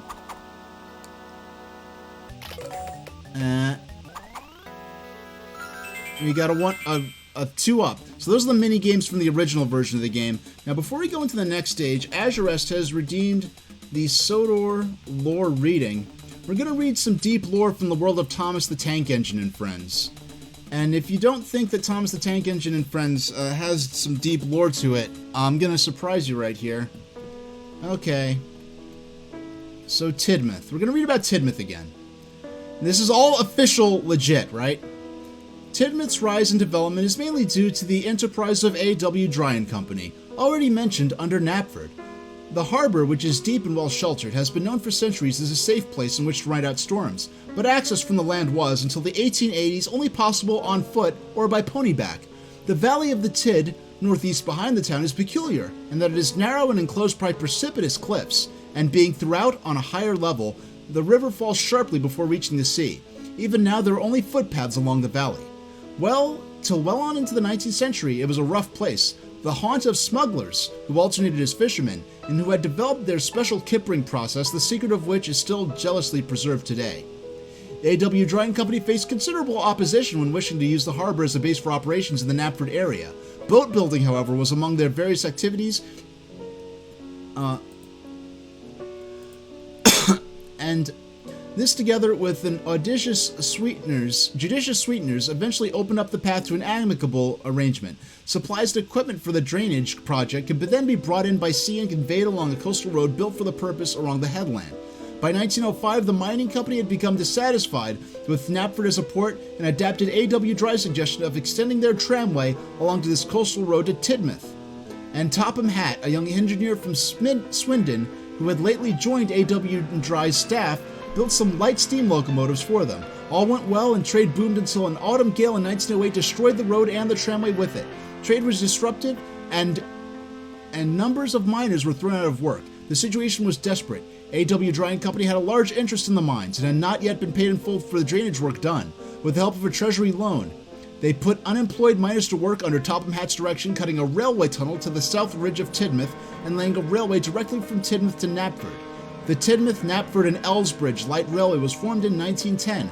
Amalgamation with the Wellsworth and Sudbury Railway followed in 1912 and brought fresh trade to Tidmouth, but only when the double-tracked Northwestern Railway was completed in 1916, by connecting Tidmouth at last with the outside world, that its potential as a harbor was realized, and its development could really begin. The town's growth as a port and industrial center has been phenomenal, and it rapidly became the island's commercial capital. However, it still retains the marks of its uncouth origin and is not attractive to tourists. Nevertheless, those ramblers who are bold and dedicated enough to scramble up the steep path of the Falls of Tid will be rewarded for their in the valley beyond, which is a place of awesome splendor. Mention of the falls is a further reminder of Messrs. A.W. Dry's enterprise. By harnessing the Falls of Tid, Tidmouth became the first town in Sodor to be lit by electricity. This is in 1906. So, so that's a little history about Tidmouth on the island of Sodor. And yes, that is all official writings from the creator of Thomas the Tank Engine. This book was the stories themselves go back to the mid 40s, but the lore for Thomas the Tank Engine actually goes all deep way back into Roman days. So thank you, Azurest, for that sort of lore reading redemption. I have a feeling that I accidentally lost a bunch of lives in Mario vs. Donkey Kong on Switch because I didn't pause it properly. Yeah, because this pixel art, it looks great on a Game Boy Advance screen, but blown up like this, it does not look great. Now, I am at the, I'm going to be forced to, Jacob Aaron Bourgeoisie, I buy the most expensive XLO Mining Sentinel that I currently can afford, which is 200 XLO tokens for me, so thank you for that. And actually, we'll toss the key there. But now check out, when I actually cross into getting the key to the door, listen to the fanfare. Let's go. it's the getting the key to the door is treated as a much more momentous occasion, more of a real sense of satisfaction. Whereas in the Switch version, it's really like, it's just like, okay, go on to the next part of the stage. It's not that big a deal. On the Switch version, it's treated with much more pomp and circumstance. Oops. Alright, I have 2 minutes before I get booted into an ad. I don't want to get booted into an ad. I want to actually, properly... No, my goodness. Alright, I'm rushing, and that's making me play sloppily. Let's see, can I beat this stage in 2 minutes? We want to get to the hammer. Yeah. Get the one up. And up. Yeah, we can't get all three, but we can get the Mini Mario and clear the stage.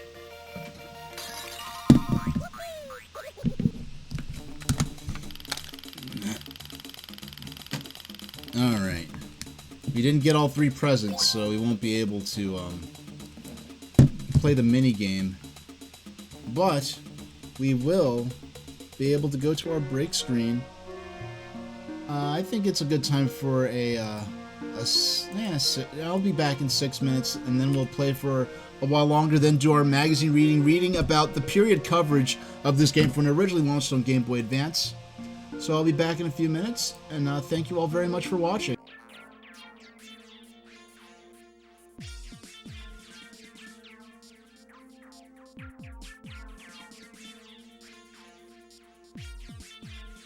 Hey, everybody.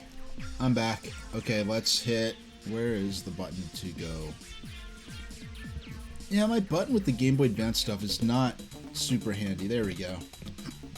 Yeah, I don't like doing the breaks, but by doing my get up and stretch breaks, when I would have been forced to run an ad anyway, I can ensure that none of my viewers have to pay to subscribe to me to avoid missing my gameplay and commentary.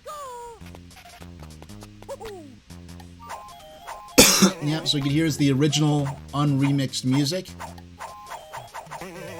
There we go.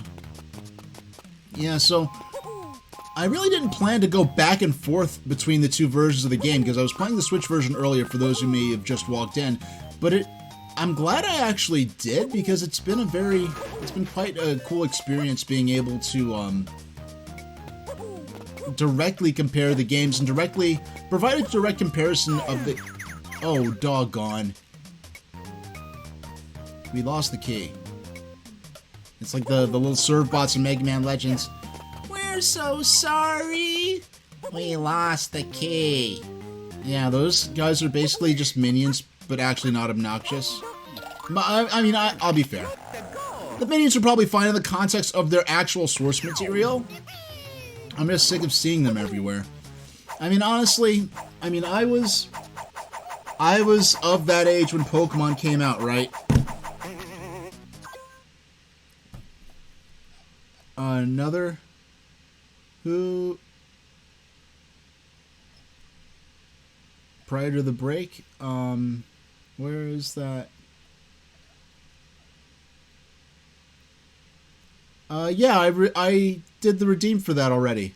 Yeah, I already got the Sentinel for it. Hey, Jake GC. Yeah, I've been playing both the game... On this one stream, I've been playing both the Switch and Game Boy Advance versions of Mario vs. Donkey Kong. The remake just has these little the remake is lacking these little flourishes. Like, one thing I like about the remake, you can actually see that the mini Mario is looking towards Mario inside the crystal ball. But look how Mario animates when you pick up the crystal ball here. He actually throws it against the fourth wall and breaks it to get the mini Mario out, which is something they took out. Now, I just chose not to get all three packages. And then the second one, we'll get all three packages. Sorry, I'm getting over some illness. Because I already hated... Yeah, I didn't make a big deal out of it. There's really not much to see, because I'm not allowed to show the actual program I'm using, so I just go ahead and buy the Sentinel, and you can see the money go down, and you can see my mining rate increase by whatever rate it was supposed to. Yep, so we, oh wait.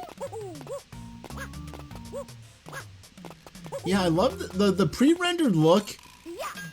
This is kind of interesting to me, because I always felt like this is one of the only times we ever got to see what Mario himself would look like in the world of Donkey Kong Country. Now, because of the pre-rendered graphics, I'm sure this is probably something that looks better the smaller it is, because it looked great on my Game Boy Advance SP screen back in 2004. I find that looking at this because I'm not looking at this in this Game Boy Advance frame that you see it on my layout. Hey, Zax, yeah, it has been a while. Yeah, you missed nothing that can't be regained via my VODs. A lot of lore and plot development has been happening while you're gone, but I have it all up there on a playlist, and you can look there as well at 30 streams you would have wanted to see that you missed out on. I hope things have been good with you.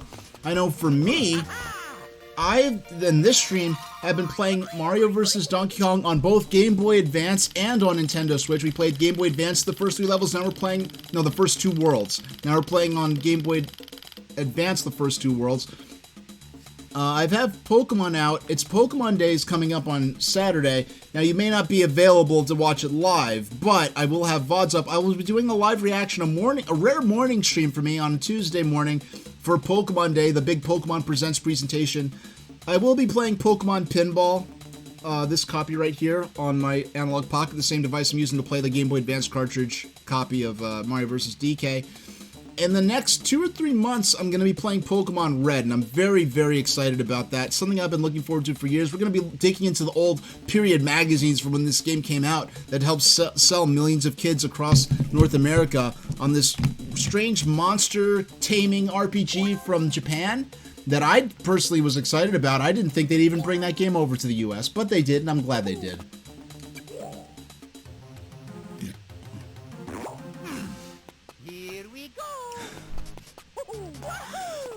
Now, excuse me, I did have to skip my stream last week. Aside from me thinking that my capture card was broken when it was not, I was very ill. I was actually the sickest I've been in about a full calendar year, actually.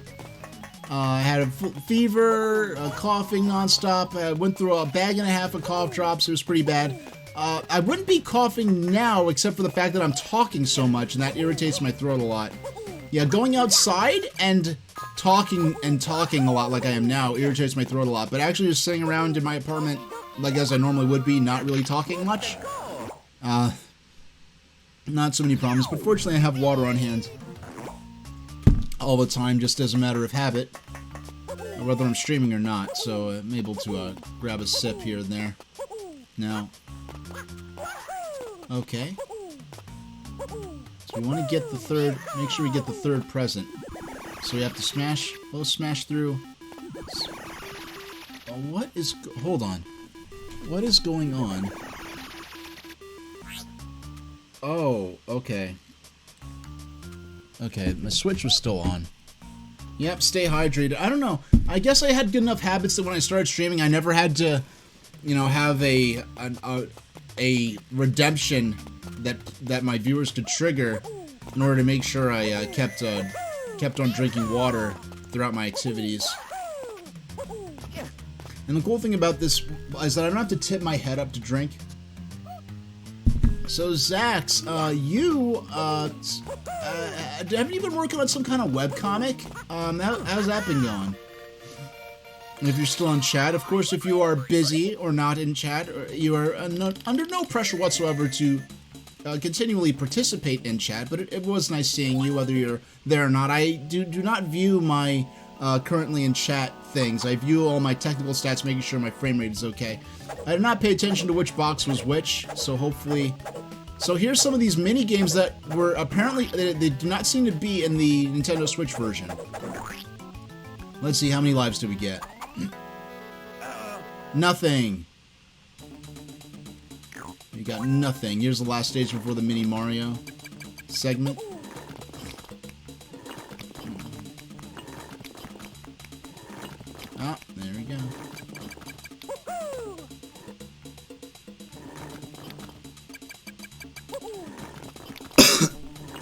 Yeah, Kalakaboy's gonna sign up for the new for Apple TV to watch the new Peanut special featuring Franklin. Yeah, that'll be very interesting. I didn't realize that Franklin was getting a special. Now, honestly, I have not any of the new age. It's not like, yeah, they're not holding a Charlie Brown and Friends.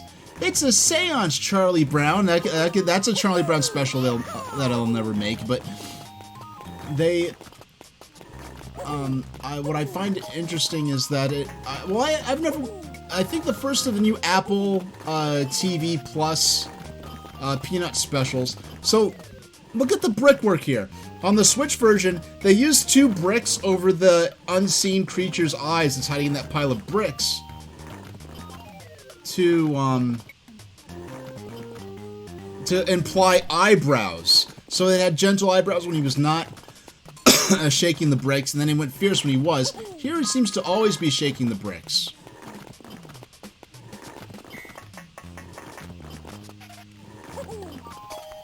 Alright. Well, hey, even if you decided that your work was dumb, the work that you put into it and the time you were working on it, that's going to make your next project that much better. And you might find that, I know in my experience, I found that I'll think, oh, I'm never going to work on that again. I'm done with that. And then years later, I rediscover it. Or I discover you know, that, hey, with my advanced skills, I can go back to an old project and maybe energize and realize it in a way that I couldn't with my previous skills. A project that might be dumb at your current level of skill might be the best project ever, you know, when you get some more experience, come back to it. Oh, sorry, Azurest, you missed your Sodor lore reading. Yeah, the brick pile is in the remake, and the cool thing is that in the remake, with the improved graphical fidelity, they sort of used a couple of bricks to imply eyebrows on the unseen creature that's kicking the bricks at you. So, nice use of the upgraded graphics to not just make the graphics better looking versions of what originally was there, but to breathe some new life into the world, its creatures, its characters. But I do miss. Notice how Mario. I don't know if you were there when I mentioned it, but when you throw the crystal ball and it breaks. Galactaboy's saying, would I consider these new Peanut shows canon even though Charles Schultz is not involved? I was actually thinking about that while I was driving the other day, because I know it was the personal wish of Sparky Schultz himself. He wanted it all to end with his passing. He really wanted it to end there, and I don't know, like the Peanuts movie they did in 2014, it could have been a stinker. It was a pretty decent movie. I thought it was a pretty lovingly crafted depiction of the world and characters. I personally haven't been very interested in. I mean, I don't subscribe to. I don't. I will pay for a subscription to a show that's ongoing, but I really sometimes there are very few shows I've followed. Right now, I'm not following any shows. I'm not the only pay-to-view subscription service I have right now is Amazon, which I only have due to the benefits of that it provides me as a Twitch streamer, being able to do watch parties, which I haven't done in all year. But it's more important than that, just being able to have my VODs visible on YouTube for much longer. Now, if you want to check out my VODs, I upload my VODs to YouTube, so there's a permanent archive of my VODs on YouTube. I know with a lot of streamers do not put their VODs on YouTube, their streams just become lost media. Unless they're big enough, unless they have like a really huge following of like in the millions where people will take it upon themselves to upload their full-length VODs. Okay. Alright. There we go.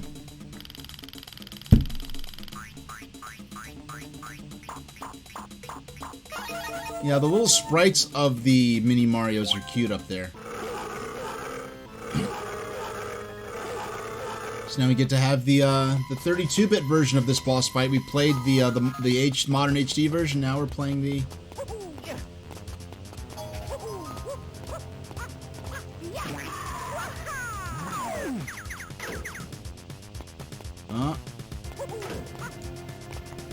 Yeah, we'll deflect those dumbbells and other hazards.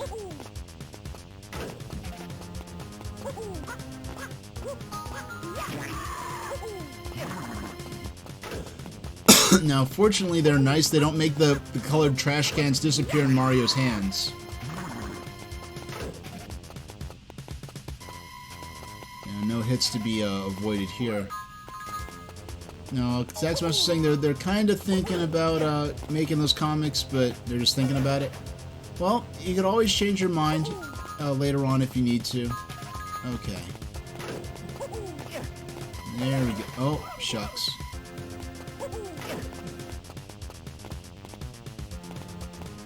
Alright.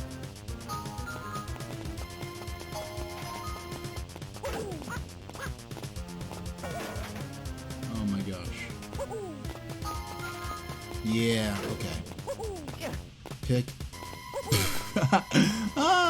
I just thought of something cool I could do. Oh my goodness. Here's what's happening. I'm just trying to rush, and I'm playing lazy because of that. Got him.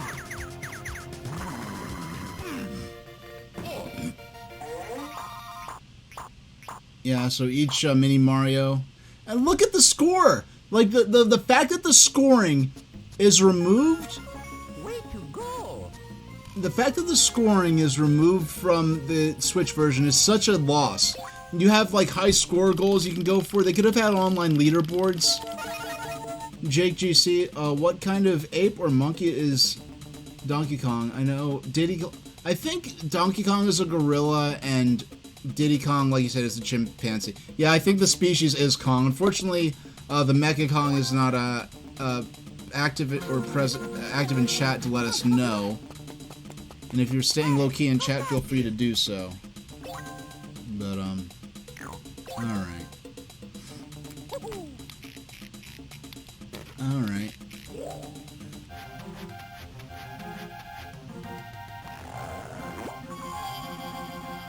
There we go.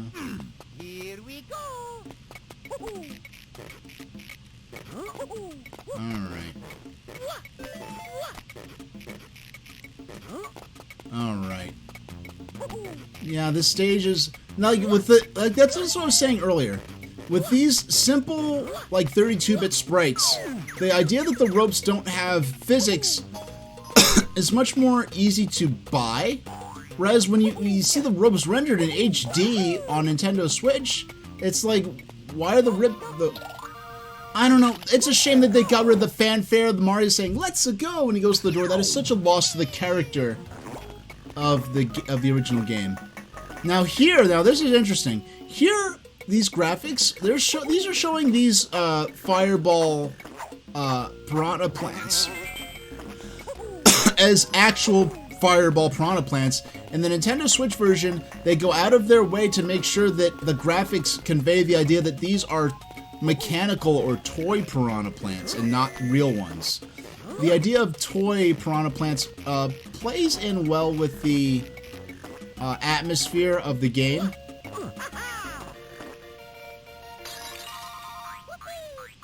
There we go.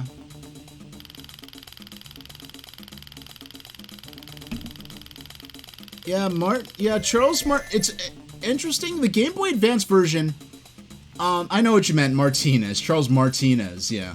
Now, the Game Boy Advance version had a lot of samples of Charles Martinet sort of fussing at Donkey Kong and mock Italian that were not in the Switch version, even though the Switch version is very clearly using archived voice samples of Charles Martinet. What I'm thinking is that because Charles Martinet said, like, years before he retired, that Nintendo has a huge bank of sound files of him performing as Mario, where they could have just, generic sound effects for Mario games for years to come if he were to retire or pass away. And typically video game voice actors do not get paid royalties. Charles Martinet, due to his celebrity status, may have special arrangements in place.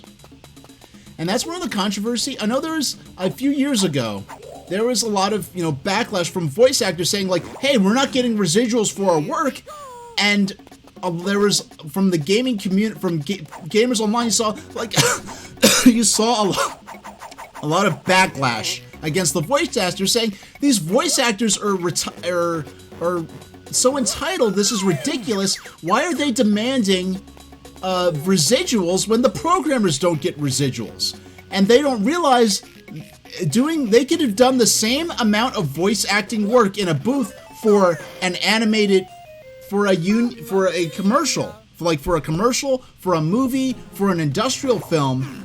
They could have done, let's say, oh, we're gonna do 5 hours of voice acting for some random video game.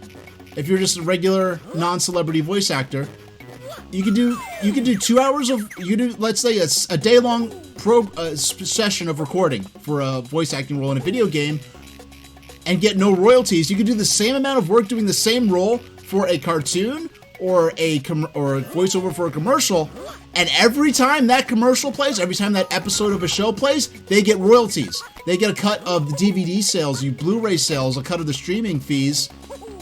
And so if you don't understand how the industry works outside of video games, it sounds like, oh, they're so entitled, why are they demanding royalties? And it's like, because that's the standard for their work in any other context other than playing video games. Now, I've heard people say, like, I've heard people mention, like, oh, actors on Twitter mention, like, oh, I'm not getting royalties for this, and someone's like, oh, I'm an EMT and I don't get paid royalties, and it's like, if you don't understand the acting world, the concept of being like, these actors are so entitled, they're demanding, why should you get paid every time a commercial plays when you didn't do any extra work for that? Why are you demanding extra pay for that? When I'm an EMT, I save people's lives. I don't get paid every day because I saved someone who had a heart attack once. And the acting world, and I have firsthand experience in this, I won't go into detail on specific projects, but when you're a professional actor, one thing, because of celebrities and in the mainstream media, there's the sense that being an actor means you are a celebrity, means that you are rich. Most successful professional actors are not celebrities. Only like the top 5% are, and the top 1% are really. Most professional actors are people a lot of successful professional actors are people that are working paycheck to paycheck. And the flow if you're, I'm gonna give my perspective. If you're a professional actor working in a place like New York City, your 9 to 5 or much longer than that is going to be spent commuting. That means taxi rides, bus rides, train rides to different studios. If you have an agent, they'll give you, okay, here's a script for a commercial for, let's say, Tylenol, and you memorize that script. You spend hours at home memorizing that script, knowing it by heart. Then you have to travel to the audition. You have to, and this is a process that takes hours. You have to get up in the morning, you have to eat, you have to get dressed, you have kids, you have to take care of them, get them to school, or escort them to school. And then you get to so this is hours of work memorizing the script. Then you get to where they're holding the audition. You have to travel there. You have to pay for your bus ride, your train ride, your transportation. And then you're waiting in the waiting room with other, actors who are going to be doing the audition. Sometimes you'll be helping each other do the rehearse your lines, because you're competitors, but you're also comrades, and then you do the audition. Then you might hear back a week or two later whether or not you got the role. And if you get the role, you get paid those royalties for doing, that commercial each time that ad plays. And in between then, you might be doing weeks or months of auditions before you get a paid role. And the thing is, if you say like, oh, well, acting is just a dream for your day job, go flip burgers or something like that, go work at Walmart or Target, and then have the acting thing. But the thing is, you need to have you need to spend all that time memorizing scripts, going to all these different studios and all that for the chance to get the actual paid work, because you don't get paid for the auditions. So it takes a full time of effort of a career to get those jobs, and in between the jobs you get, that's when you're using your royalties and whatever side hustles to actually make it work, to actually pay for it. And it's the idea is, I mean, part of the logic is every time, like I'm talking about commercials specifically because I have a little more experience than that than films and TV. Every time that advertisement plays, let's say Bayer for aspirin. Every time that ad for Bayer aspirin plays that you are in, Bayer aspirin is benefiting in the form of getting their message out there, getting more people to hopefully buy the product. So the company benefits each time the ad plays, so the actor should benefit every time the ad plays. Meanwhile, they aren't just sitting around on their butt living off, making... It's not a big amount of money you get in these royalties, but when you have several of these jobs going that you've gotten, it could be enough that you can actually make ends meet until you get the next job and the next job and so forth. So I hope that gives a little more context into why royalties in the acting world. Why can't I reach? I do like the fact that the little monkey thing actually waits. Like, yeah, I was too busy explaining that. I was playing really awfully, honestly. That was, oh my goodness. That was really, can I salvage this in time? Okay, we can. Yeah, I was playing very poorly during that explanation of it, because I'm just thinking back to earlier times in my life. Somewhat nostalgically, time spent playing Game Gear in the waiting room of, waiting for my turn to do my, my audition.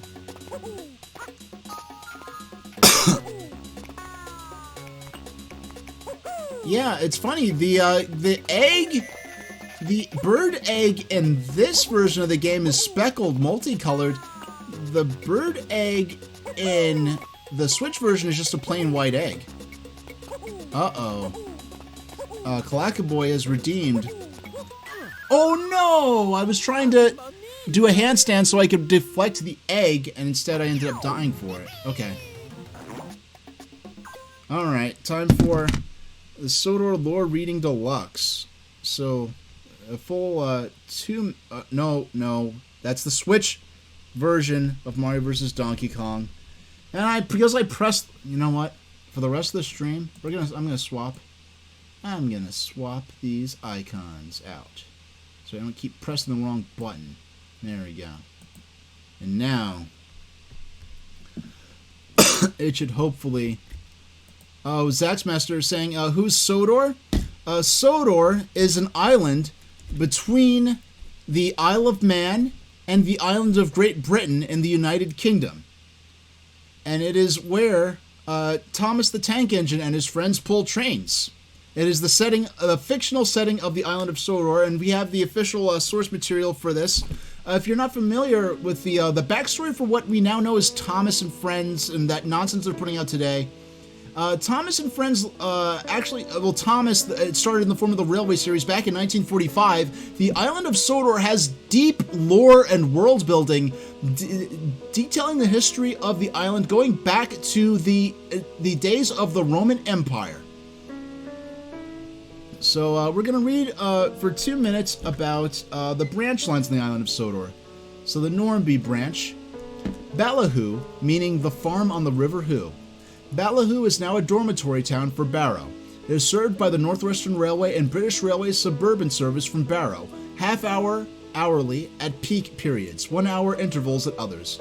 Normanby, originally Noranby, the Bay of the Normans. A Norman army landed here in 1089. Rooted at Croven's Gate, they fled back to their ships only to find them most had either been burned or captured.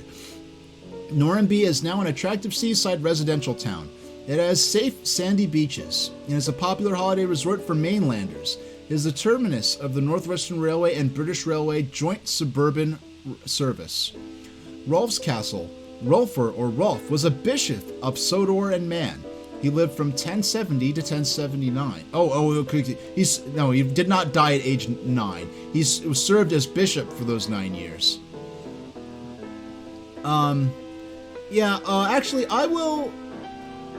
Yeah, those lines are mostly the actual railway lines. I'll take the overlay off in a little while, and we'll look at the actual map. But Rolf's Castle, so Kirk Ronan. The Church of St. Ronan with Brendan and Aben were 6th century Irish missionaries. Till the 1860s, the place was a fishing port. In 1865, it was reached by the Sodor and Mainland Railway, the S&MR, which was the first standard gauge railway in the island. They hoped to start a steamer service from Coke Ronan to Dublin. This project failed, but the Crovinsgate Mining Company used it extensively for the shipment of ore. In 1920 to 1925, the Northwestern Railway started daily sailings to Dublin and had enough success to disturb the LMS. Sailings to Dublin still continue, but the agreement of 1925 they are on Tuesdays and Fridays as a local service only. Alright, so those are 2 minutes are up, but let's turn off for the moment. Where is the PDF? Memory capture. Hold on, we need to scroll over here. Countdown timer.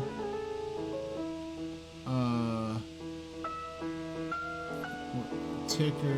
Where's the DOS box X? Where is my window capture? There we go. Here's my window capture. Yep. So here is the island of Sodor itself. Yeah, we Oh, this is Beethoven's Pathetic Sonata, Zaxmaster. I'm sorry, it's frightening you. It's actually a very classic piano piece that I play during my. Yeah, so here's a layout of the island of Sodor. Most of these lines are the main railway lines. To the east, we could see England.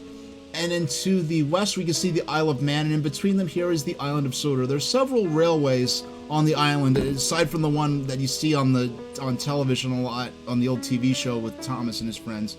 But let's turn the window capture back on, and we will go back to...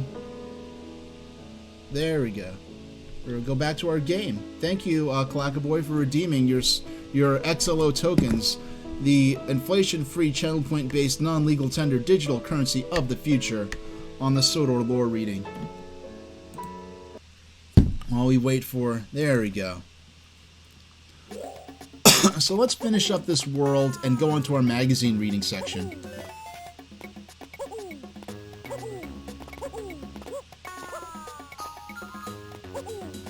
Oh, come on.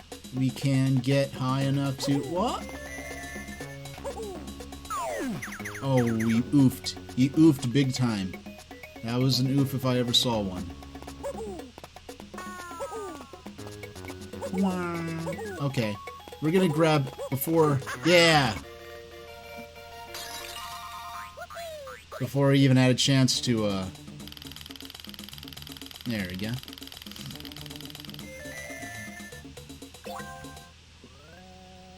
Alright, so we're gonna go for the 2-up here. These mini games, which were once again removed in the No, you have to prevent Donkey Kong's fist. Yeah, we got it. We got the 2-up, I think it was.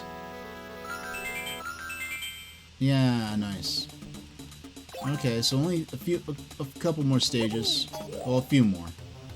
About halfway through the world. Now we remember this stage, right? I sure do. Now, one interesting thing playing on this on my big HD monitor is I can see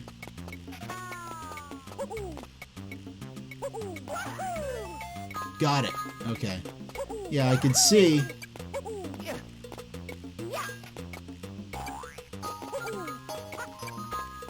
There we go. I can see that the bird nest sprite up there is not rendered in CG.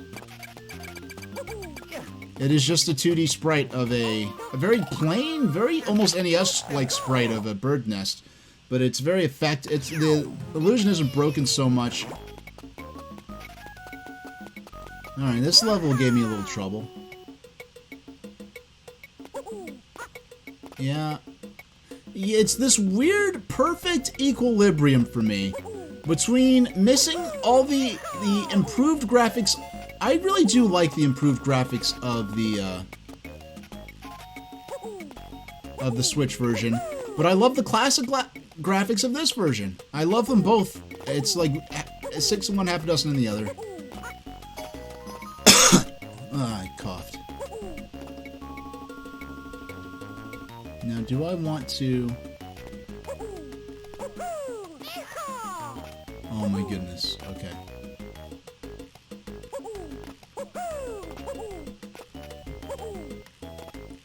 Alright, we're gonna try to... This might be foolish, I'm not sure. Okay. Okay, we can... Oh, I oofed. Okay, we gotta wait until the platforms... Yeah, it's all enough that... Close enough that we could oof off of it. Oof is now being a proper noun. Or a verb. Yeah, it's not... Oof, it's not just an onomatopoeia anymore. You got all 3 packages? Yeah, no, what I was getting at with Charles Martinet's voice before I got into the acting tangent is I believe that... I'm just gonna take it upon myself to purchase a $1,500 or 1,500 XLO token mining sentinel. Because watch, this is really impressive how much it improves my mining rate. Because here, like, every once in a while, but... Okay, I spent a whole bunch of money. Or a bunch of XLO tokens, if you could even call it money. I'll call it money once my Pokemon cards arrive. That I ordered with them. But, stop the error to win the prize? Oh no! Oh, okay, I thought I got the Donkey Kong. Yeah, so I, yeah, it's definitely going up more consistently, and it pays off relatively quickly. You know, it's interesting, on the Switch version, these little... Here we go. I want to see if the fruits grow back in the Game Boy Advance version, because in the Switch version, the fruits grow back after a certain period of time. I don't think they do in this version. I think that's something they added to the Switch version to make it a little more forgiving. Yeah, it doesn't seem... I don't think that fruit's coming back.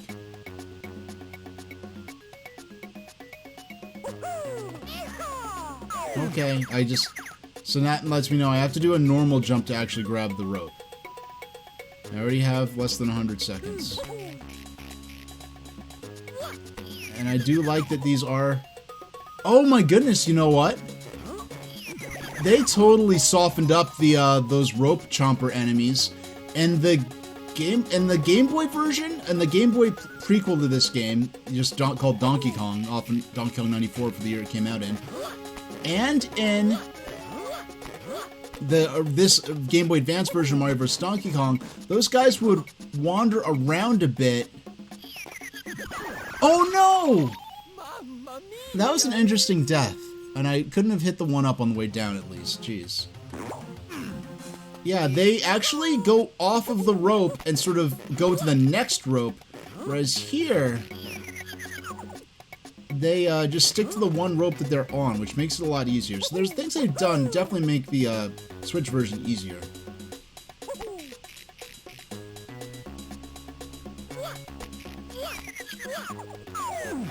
Oh no. Okay. Whew. I was by a matter of pixels away from taking an L. Yeah, good thing Mario has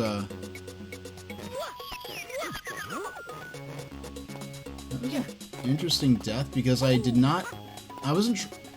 mean to take out the rhinoceros. I meant to land on it. And instead I took him out with the fruit. Oh no, okay. Well, even if it vanishes, it's not a huge...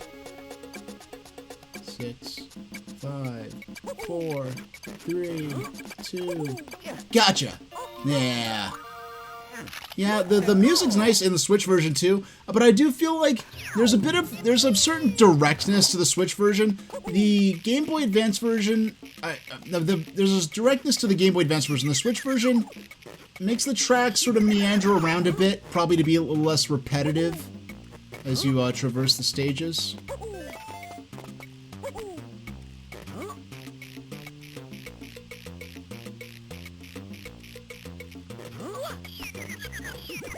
Got them both. That's a double. We'll wait till he gets over here.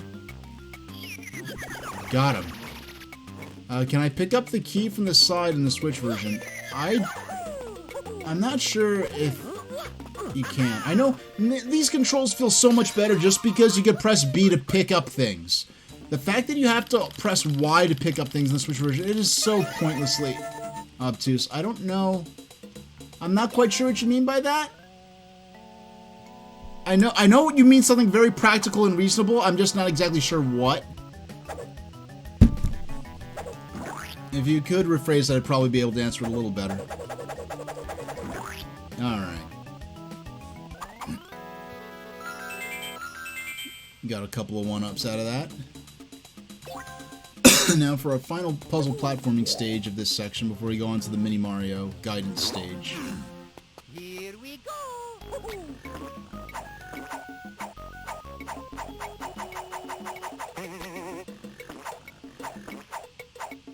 And up we go. Got the key. Oh, from ground level. I'm not sure. I don't remember. I think you can pick it up just by... Come on. Alright. You know what? Did this puzzle not exist in the Switch version? With the monkey tail and having to drop him down a level? Because I do not remember actually having to do that.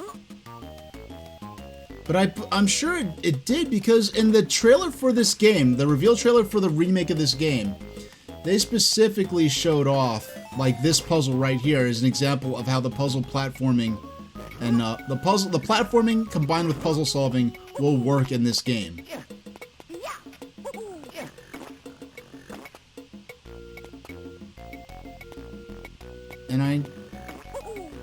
And yeah, the timing. When I played the demo of this game, the demo of the Switch version of this game, to balance the audio, I, for some reason, saw like, oh, they put a timer above the key, because I was used to playing Donkey Kong on Game Boy where there was not a timer above the key. There was an audio cue when it was about to, like, respawn out. They were about to despawn. But I forgot that there was an actual, Arabic numeral timer above the key in this version of the game, too. I mean, that does seem like the sort of thing that in a game like this, like, Game Boy Advance game, they would elect. I'm very sure there's not that extra, I don't think there's an extra piranha plant down there in the Switch version.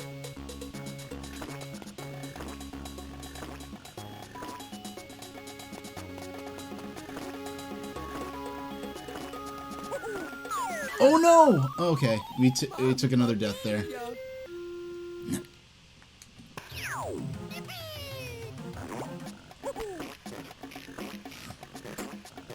Alright. Climb our way up. And there we go.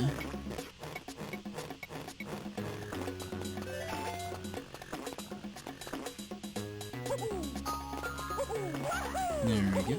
And oh, okay. Well, I couldn't,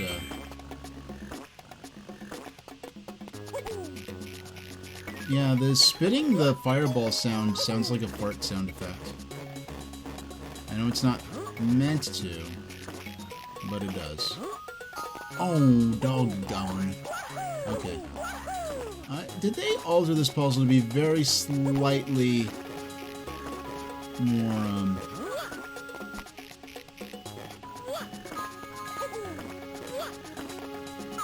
No! Okay, I just failed to grab onto the rope for a second time.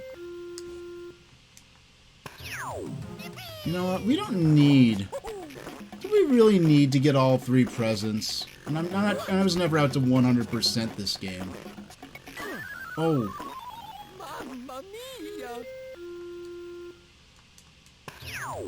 Yeah, let's just go for the mini Mario. Oh.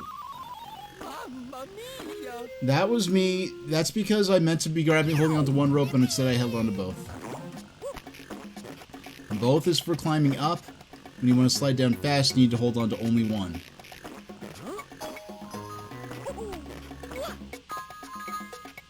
Okay, I see our way.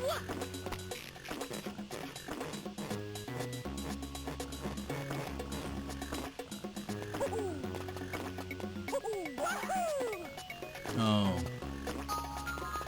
Okay. So can I still actually act? No, okay. The way up is now on the other side. We'll grab the one up. Way up, one up. Up this and up that. Okay. It almost got... I didn't mean for that to sound rude. It kind of did.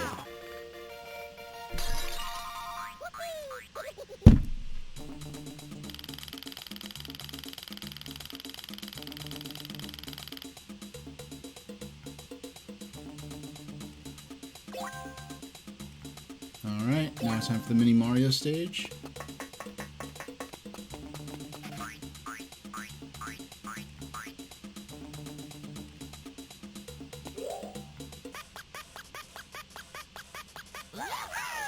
You know what? The detail that 2 toads that are working for the Mario Toy Company bring out the toy box, that's a weird thing to lose. That's a weird detail to lose in the Switch version. Because it gives a lot of context as to what's going on. That's the sort of detail that I expect to add to the Switch version, not be taken away from the Game Boy Advance one. T-O... Actually, we gotta hit that switch again. Now, if I left those guys down there, I'd have fewer lives, or fewer hit points during the Donkey Kong boss battle of this world. 3, 4, 5, 6. And we... Oh! There we go. And we got him, and all we have to do now is pick up the toy box. Jake, you see what's saying? They were just watching their sister play the Switch version, but it looks nice. Oh yeah, and the Switch version looks beautiful. Now, what I've heard, I haven't... Apparently, there are a large number of character animations for Mario that are in the Game Boy Advance game that are not in the Switch game. That data miners found the fully rigged up and ready to go animations for, but they just for some reason did not use them, which seems like a huge shame to me.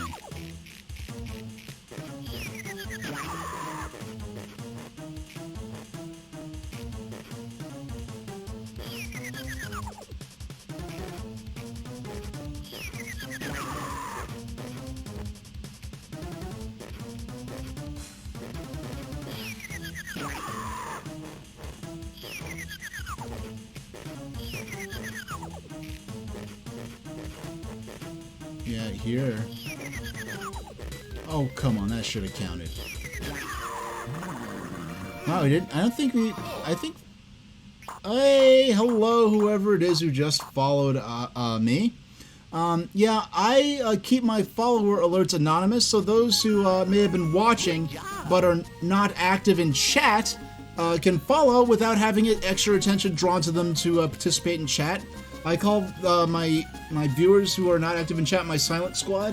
They are an important part of the community, and I don't look at my currently in chat thing, so I don't know who you are, and you're free to remain anonymous. Thank you so much for your support. If you hadn't seen me mention it yet, you're about to see the other thing I do on my stream, which is I love to read period coverage of my the retro games that I play. We were playing the Switch version earlier, if you missed that. Now, this is open in my PDF reader from an earlier stream. We were reading a magazine. We're playing a game, Donkey Kong 94 for the Game Boy. Where's my cartridge for that? I was playing it. Here's my copy right here. I was playing it on the same device I was using to play my Game Boy Advance copy of Mario vs. Donkey Kong. So we're playing a lot of reading a lot of magazines from 94. First info on the original PlayStation, and its post Nintendo breakup form. So let's check out a magazine from 2004. We have Driver 3 or Driver, as it might be called. Since we are no longer playing Mario vs. Donkey Kong in any capacity, why don't we change our... I'm going to change our category to...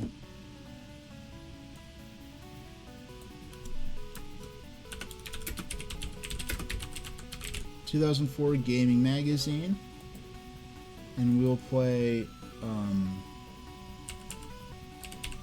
we're going to do it under Retro. So let's... Here we go. Where is...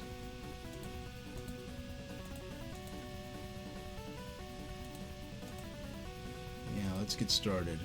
Here. No, where's my chat? Why can't I see chat?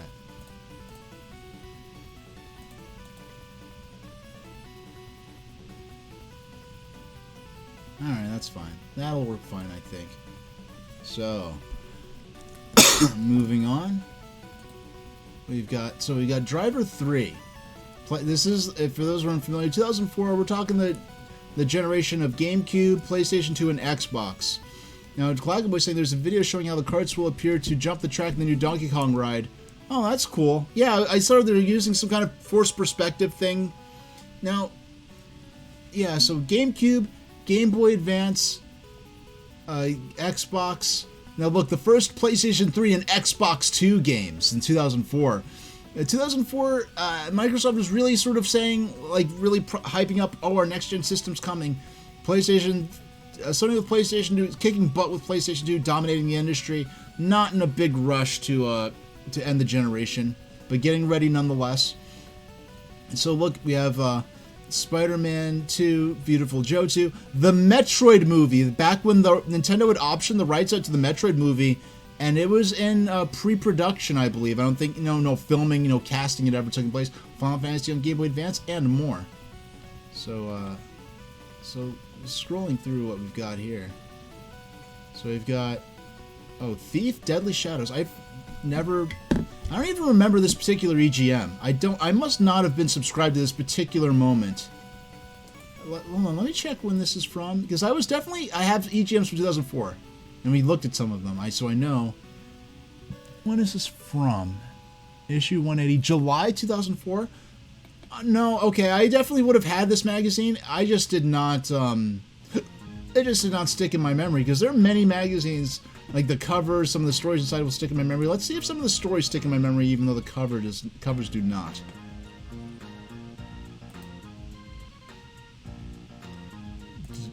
So, Dr. Mario. Hey, did you know that a recent study found doctors who spend at least 3 hours a week playing video games make about 37% fewer mistakes in laparoscopic surgery and perform the task 27% better than their counterparts who don't play video games? Hollywood Hooey. Why cast celebrities in video games that aren't based on existing franchises? Games with solid writing and character development sell themselves. Publishers should save the money and squander on pretty faces by better programming and development teams. The people who, yeah, pretty much like that. Yeah, I agree enough. But, let's, Mario third, wait.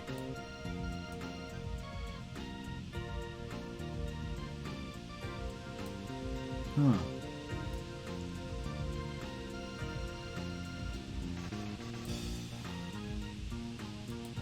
Yeah, nothing too interesting there, but nuts and bolts, colors of the rainbow, name game. Oh, look at these mock-ups. What are these? This is interesting. Seeing double. Got your own ideas for how Nintendo's upcoming dual-screen portable might work? Send your double vision. Now, these are... Okay, this is the lower screen. Now, that's the upper screen. That's not even a screenshot of a game. That's just some key art from Zelda the Wind Waker. Yeah, they thought DS was going to be able to play GameCube games. Yeah, right. Like, the 3DS decades later, like, it, you know, closing in the better part of 20 years later, could come close to matching the GameCube. So Return of the King, Lord of the Rings. So Metroid, lights, camera, Metroid. Samus heads to the silver screen. We're still waiting. Watch out, Miss Croft. Samus Aran is coming to Hollywood. Director John Woo of Mission Impossible and Face Off recently optioned Nintendo's Metroid franchise for a big-budget motion picture with the hopes of bringing it to theaters before 2006. Woo's involvement will start on the production side of things. Later, he'll decide whether or not he'll direct. Man.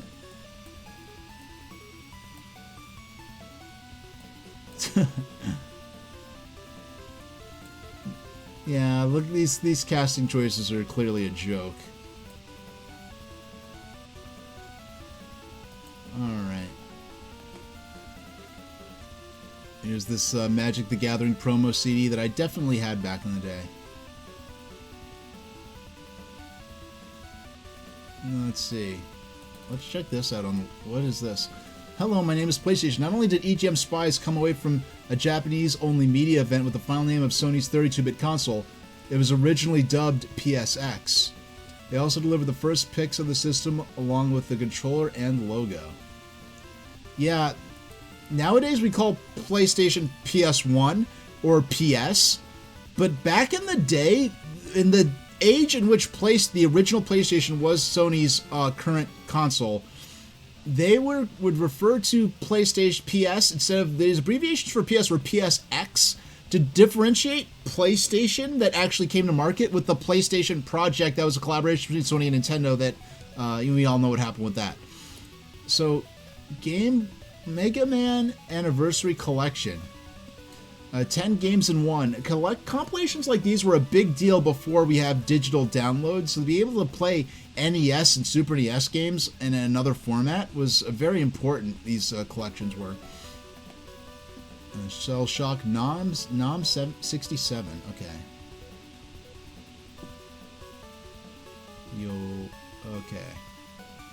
No speed limit. Oh, Blockbuster. Yeah, this was at this point I had made my last video game rental from Blockbuster. It couldn't have been more than oh my gosh! The Phantom. The Infinium Labs Phantom. This was basically like, this wanted to be like the next gen, the first of the next gen systems. They're talking about a no physical media console, a folding controller that combines a keyboard and a mouse. They came out with some doggone nonsense. They released screenshots that were supposed to be of the Infinium Labs Phantom. It's from the company, and it was clearly screenshots from Metroid Prime. Like before, a television Amico, before retro VGS and all that nonsense, there was the Infinium Labs Phantom, and it lived up to its name because it was never actually, it never came into existence. It was a ghost console. Next generation gaming, Skull into your Jack Gaming, holodeck style game chambers, virtual reality headsets, holographic displays, body tracking devices,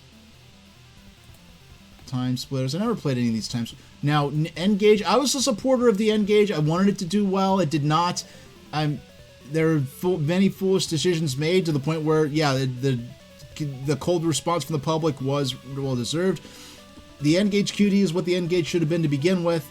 I personally called it like within a minute of hearing about, the new N-Gage QD, it fixes the problems of the original. N-Gage QD, yeah, more like N-Gage Quick Death. That's what the QD stand for, because that's not going to stick around long.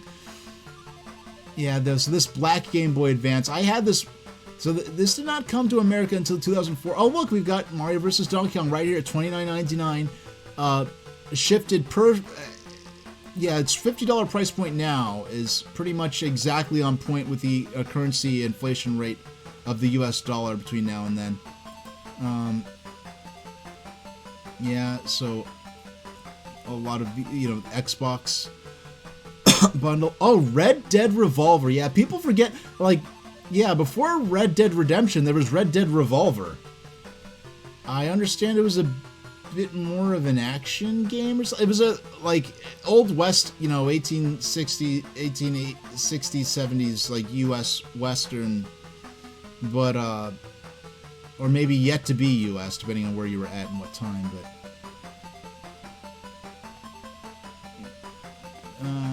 oh yeah, Unreal Tournament 2004. I think this is the last of those, actually.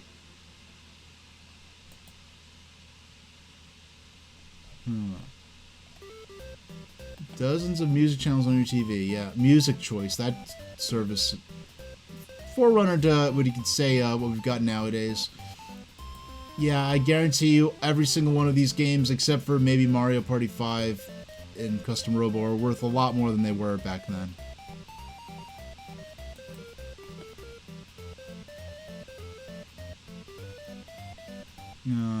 So let's see, we've got Narc, Destroy All Humans, the original Destroy All Humans, 25 to Life, a game I forgot about, but they certainly aren't trying to avoid controversy with a name like that. Driver 3. I remember when the first Driver came out, there are things on TLC and Discovery Channel like, oh, this is the most realistic game ever. Now, Jake GC is saying, at least with the NHQD, you didn't have to hold it sideways like a taco to make a phone call. Some would say that was... I know, like, there was a site called Side Talkin' that just had pictures of people holding, phone, like, any device in a sideways, silly manner, being silly about the, the whole Side Talkin' meme. I think the Side Talking... people talk about how ridiculous the taco talking looked, but I feel like the side talking was nowhere near as severe as an impediment to the usability of the system as the fact that you had to uninstall the battery in order to switch the games. That is such a... You're on a portable system on the go. You're on the bus. Okay, I want to switch from Pandemonium to Tomb Raider. Okay, time to shut the device off. Remove the battery, swap those stupid little game cards, reinstall the battery, turn the phone back on, and now I can play the other game. I think that was a far more severe problem than the taco talking, but the taco talking was much easier to make fun of. Oh, Jake GC used to test them. Okay. I only got to see in high school, someone had a N-Gage, and it was not someone who would typically have a GBA, and they were showing it off, and it was they had Pandemonium. It was something seeing a full polygonal 3D game on a handheld like that. Future Tactics, Shrek 2. I only saw the original Shrek.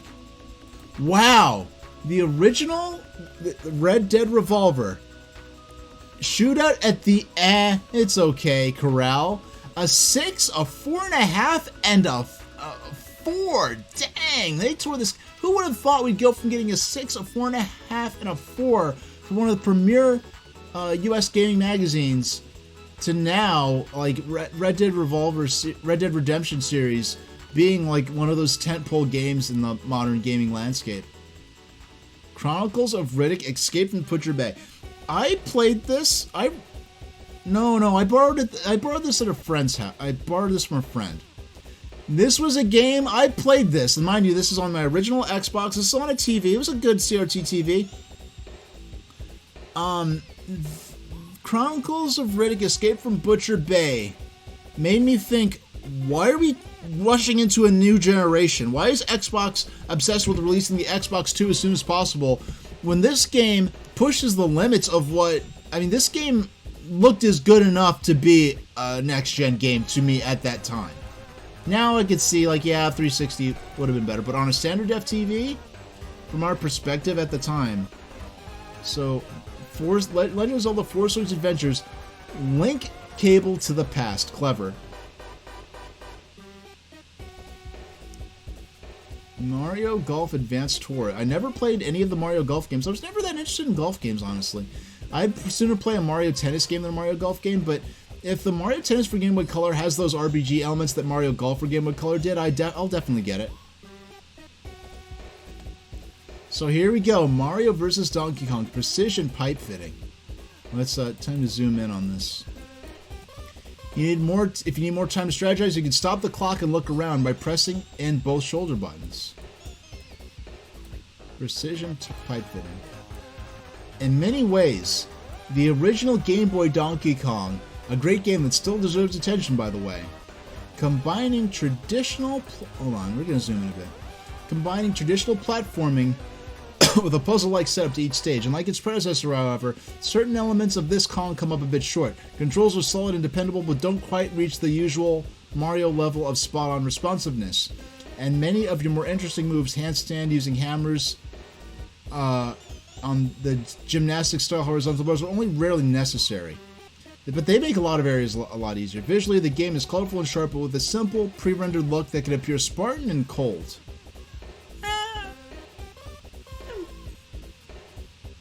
I disagree, but I appreciate why they say that.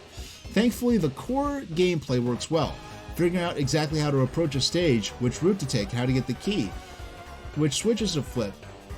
It's as fun as dodging bullets and tossing enemies. The Lemmings style, and they mentioned Super Nintendo levels, are especially fun, in which you protect a group or single mini Mario while guiding them to a goal, see below. But the more enjoyable stages don't really show up till the second half of the game. Later levels are too easy, too hard, or most often far too short. More and bigger... No!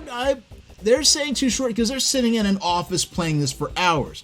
If you were a teenager in their later years of high school, with a lot of bus rides to and from school, to and from the high school, to and from the tech center, like the career center, which was like a good half-hour ride away. Yeah, those short levels for short bus rides, it worked out good. A good time killer, even if it doesn't live up to the potential or famous namesakes. Damien says, silly Donkey Kong, wind-up Mario toys are for kids, and that's all the backstory needed for given in this latest riff on Mario-style 2D run-and-jump gameplay. While the moving platforms, spiky and or fiery deaths mean Shy Guys will be instantly familiar to Mario fans, the relatively tiny versus stages are self-contained puzzles rather than sprawling playgrounds, demanding mental, acrobatics, and split-second reaction times. But Mark's right. The controls lacking a certain something. I blame a full 30% of my deaths on the fact that instead of jumping from a ladder or from a vine, I'd often plummet straight down.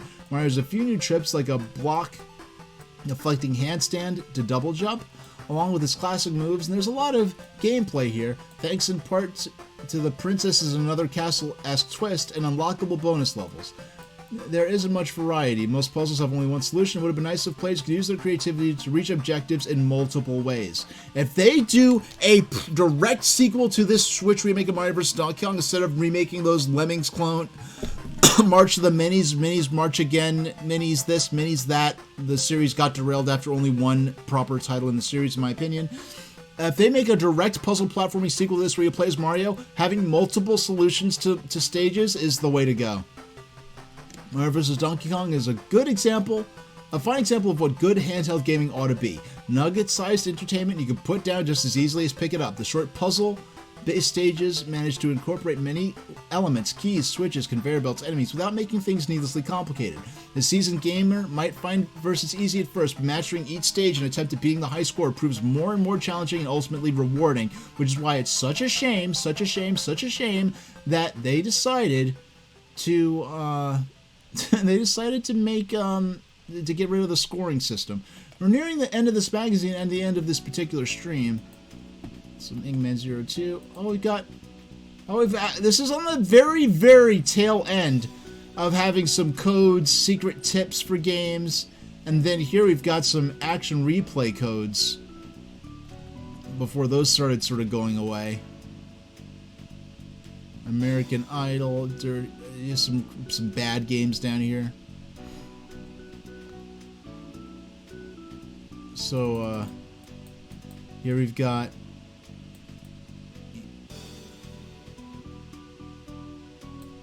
so we have this early concept image, this render of the PSP with these like sort of capacitive buttons and a capacitive D-pad. Fortunately, they did not go with that. It doesn't even have the analog nub on there.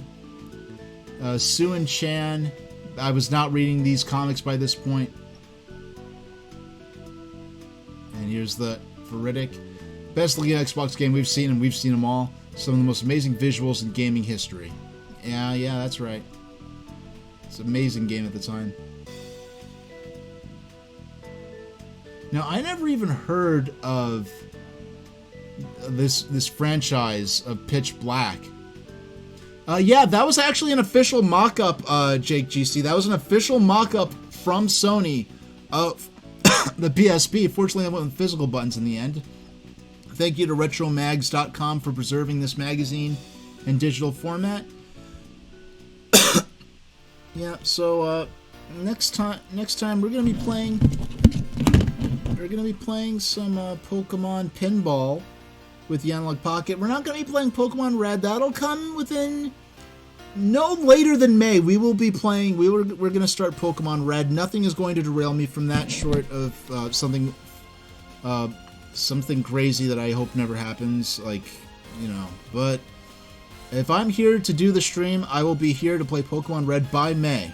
I have there's some other things I have to work on in my professional life and in prepping the streams, but we'll be playing Pokemon Pinball because next time around we're going to be watching the Pokemon Presents presentation on the 27th of this month. It'll be Tuesday. It will be Tuesday morning at 8 a.m. Eastern Standard Time for me. It'll be 6 a.m. for the people over in the Western North America. Hey there, Mecha Kong. I hope you got to see both Donkey Kong, Mario vs. Donkey Kong on Switch and on Game Boy Advance. The Advance controller called up earlier. We ended up getting a free pizza out of him. He tried, but I will make highlights of that to put up on my playlist later. For those new, you can check out my presence elsewhere on the web. Right there's my YouTube, my Tumblr blog, which is it's not you don't see a lot of, it's just cute trains and artwork and stuff. But you're not going to see like, you know, any chain letters or political nonsense. When you see if you want to see my VOD specifically, there's a playlist of about 80 to 90% of every stream I've ever done is archived there permanently. So let's take a look around. Let's see if anyone I know is live at the moment.